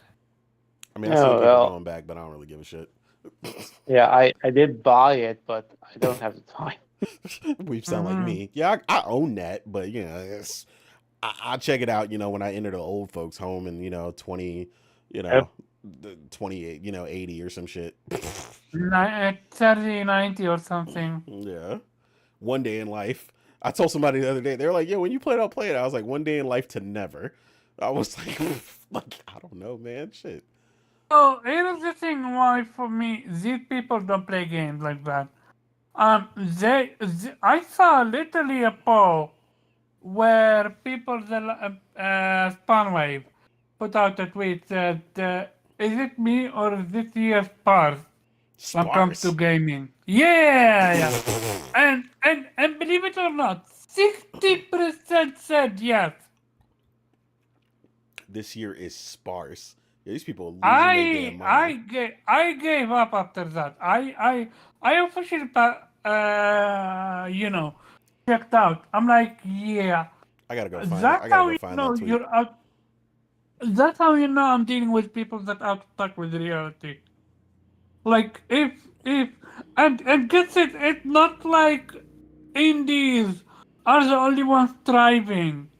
Like we got not one, but not two, but 3 games that came out back to back.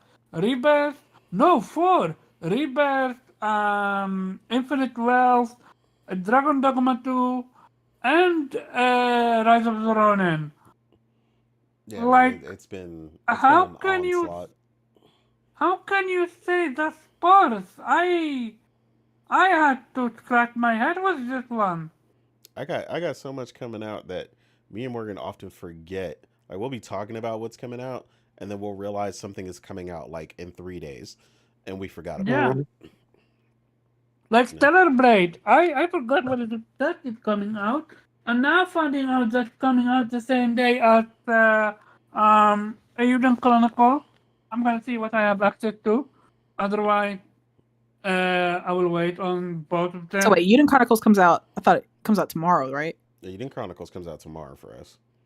Okay. And Stellar Blade Okay, is and then Stellar Blade comes out Friday. Stellar Blade is definitely 5 days from now, so it says 5 days and 3 Yeah. hours. So Yeah. Okay. Again, it all depends on So what Friday. I have access to. Otherwise, I will just wait. damn, a ton of people. Yeah. Ugh, I was planning on getting it Friday. I'm not going to be home Thursday Don't night have the anyways. I'm time. taking off to 1 person at go to a our time. friends. Too many people talking. Go ahead, Weep. No, I'm definitely gonna wait on Stellar Blade because I have too much shit to play.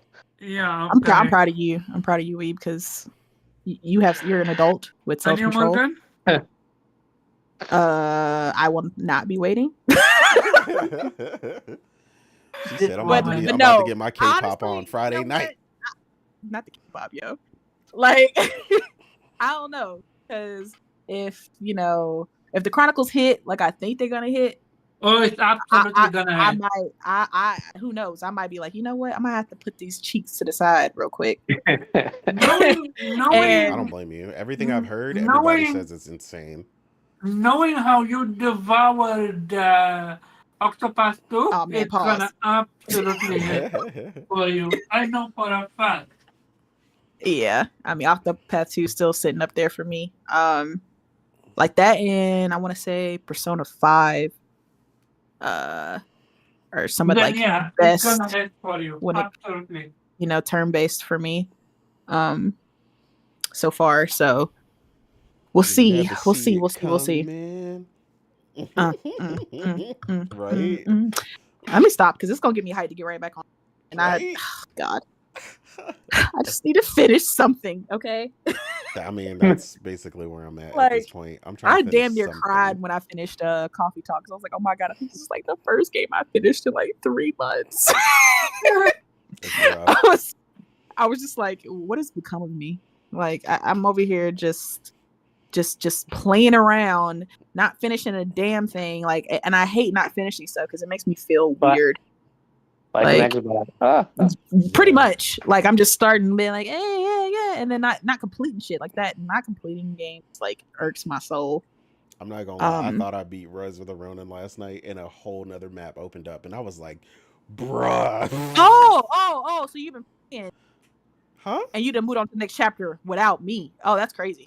Huh? That's wild. What you talking about? Oh, you just hun? I heard it Oh. does that twice. I don't know how many times you've done it, but you thought you're done, and then Wow. no. So now you're ahead of me. So I've been ahead of him this entire time by like a good 3 or 4 hours. And But all is that not, he's hold caught on. up. Is that not your fault for starting Coffee Shop? Listen, that ain't. I told he had other games to play, and I told him not to play it until he get back on. And you see, Okay, he you think had he's slick, communication. and he's gonna And like hey, get you on had it one when I'm not job. around. I'm not, actually not. What I'm not ahead happened? of you. I'm not ahead of you. You just said You're- you unlocked a new place. No, I'm talking about. I'm talking about the thing that you get in chapter 2 when you actually make it to the city. I'm still behind you. All right, we shall see. She's about to beat my ass. See. We'll see. Okay. And before Donovan beat his ass, let's get to the outro. Oh, man. Okay, but And who? hey, shout out to you for coming through. Where people can find you. On Twitter at the real Nate. Actually gaming. Unlike 90% of And getting his ass Twitter. beat by Morgan. Yeah, as that too. always. That too. I know gaming is a foreign concept to a lot of people in the gaming community. I 'Cause mean, when apparently, you say this year is first, that said it. exactly. I can't. Yeah, a with lot it, of people in I the gaming can't. community talking about gamers and not gaming and have no gameplay on their timeline to speak of and haven't played shit. So And yeah, hide the trophies hiding or trophies achievement. and so yeah, you can catch me not doing none of that hoe ass shit and actually playing Ask an games. Xbox player for their gamer score is like asking for their fucking social security. Yeah, and shortly you can Apparently, find me because it's playing. top secret. Yeah, it's top secret. Shortly you can find me playing Suikoden 2, which is on the screen right now. Whenever Konami decides to give us a damn release date. Oh yeah, this one. Yeah, Suikoden 1 Don't rush them. I don't trust them as it is. and 2. Right. Morgan, lady, shout out to you for coming through. Where people can find you. You can find me at Chill Bandit on Twitter. Hopefully finishing at least one damn game this week. Let's Um, go. you'll find me on there promoting indies. As always, we need to support the smaller studios. All right, they're out here doing big things, creative things. I think it's always good to support those that are willing to bring some creativity back into the gaming industry. So definitely support double A's and single A's out here. And then of course we're gonna get back to the triple A's later on with Stella Blade right around the corner. Goddamn. All right. Mm-hmm. Thank you guys. See you next. And lady has spoken. We. Where people can find you. And shout out to you for coming through. Thank you. You can find me on Twitter as the Weep Sheriff at Infant Rhizome. And yeah, great show. Too many games to play, and Otter Nation. Otter Nation. Otter donation it Bro, hold up. is. Before you go to the next person, bro, I don't know why I did that. That wind up when we was like, you can find me. I just started saying, you can find me in the club, bottle full of bud. Like, I just, God. I just was like, wait, is we about to rap? Because like the wind up, like I was like,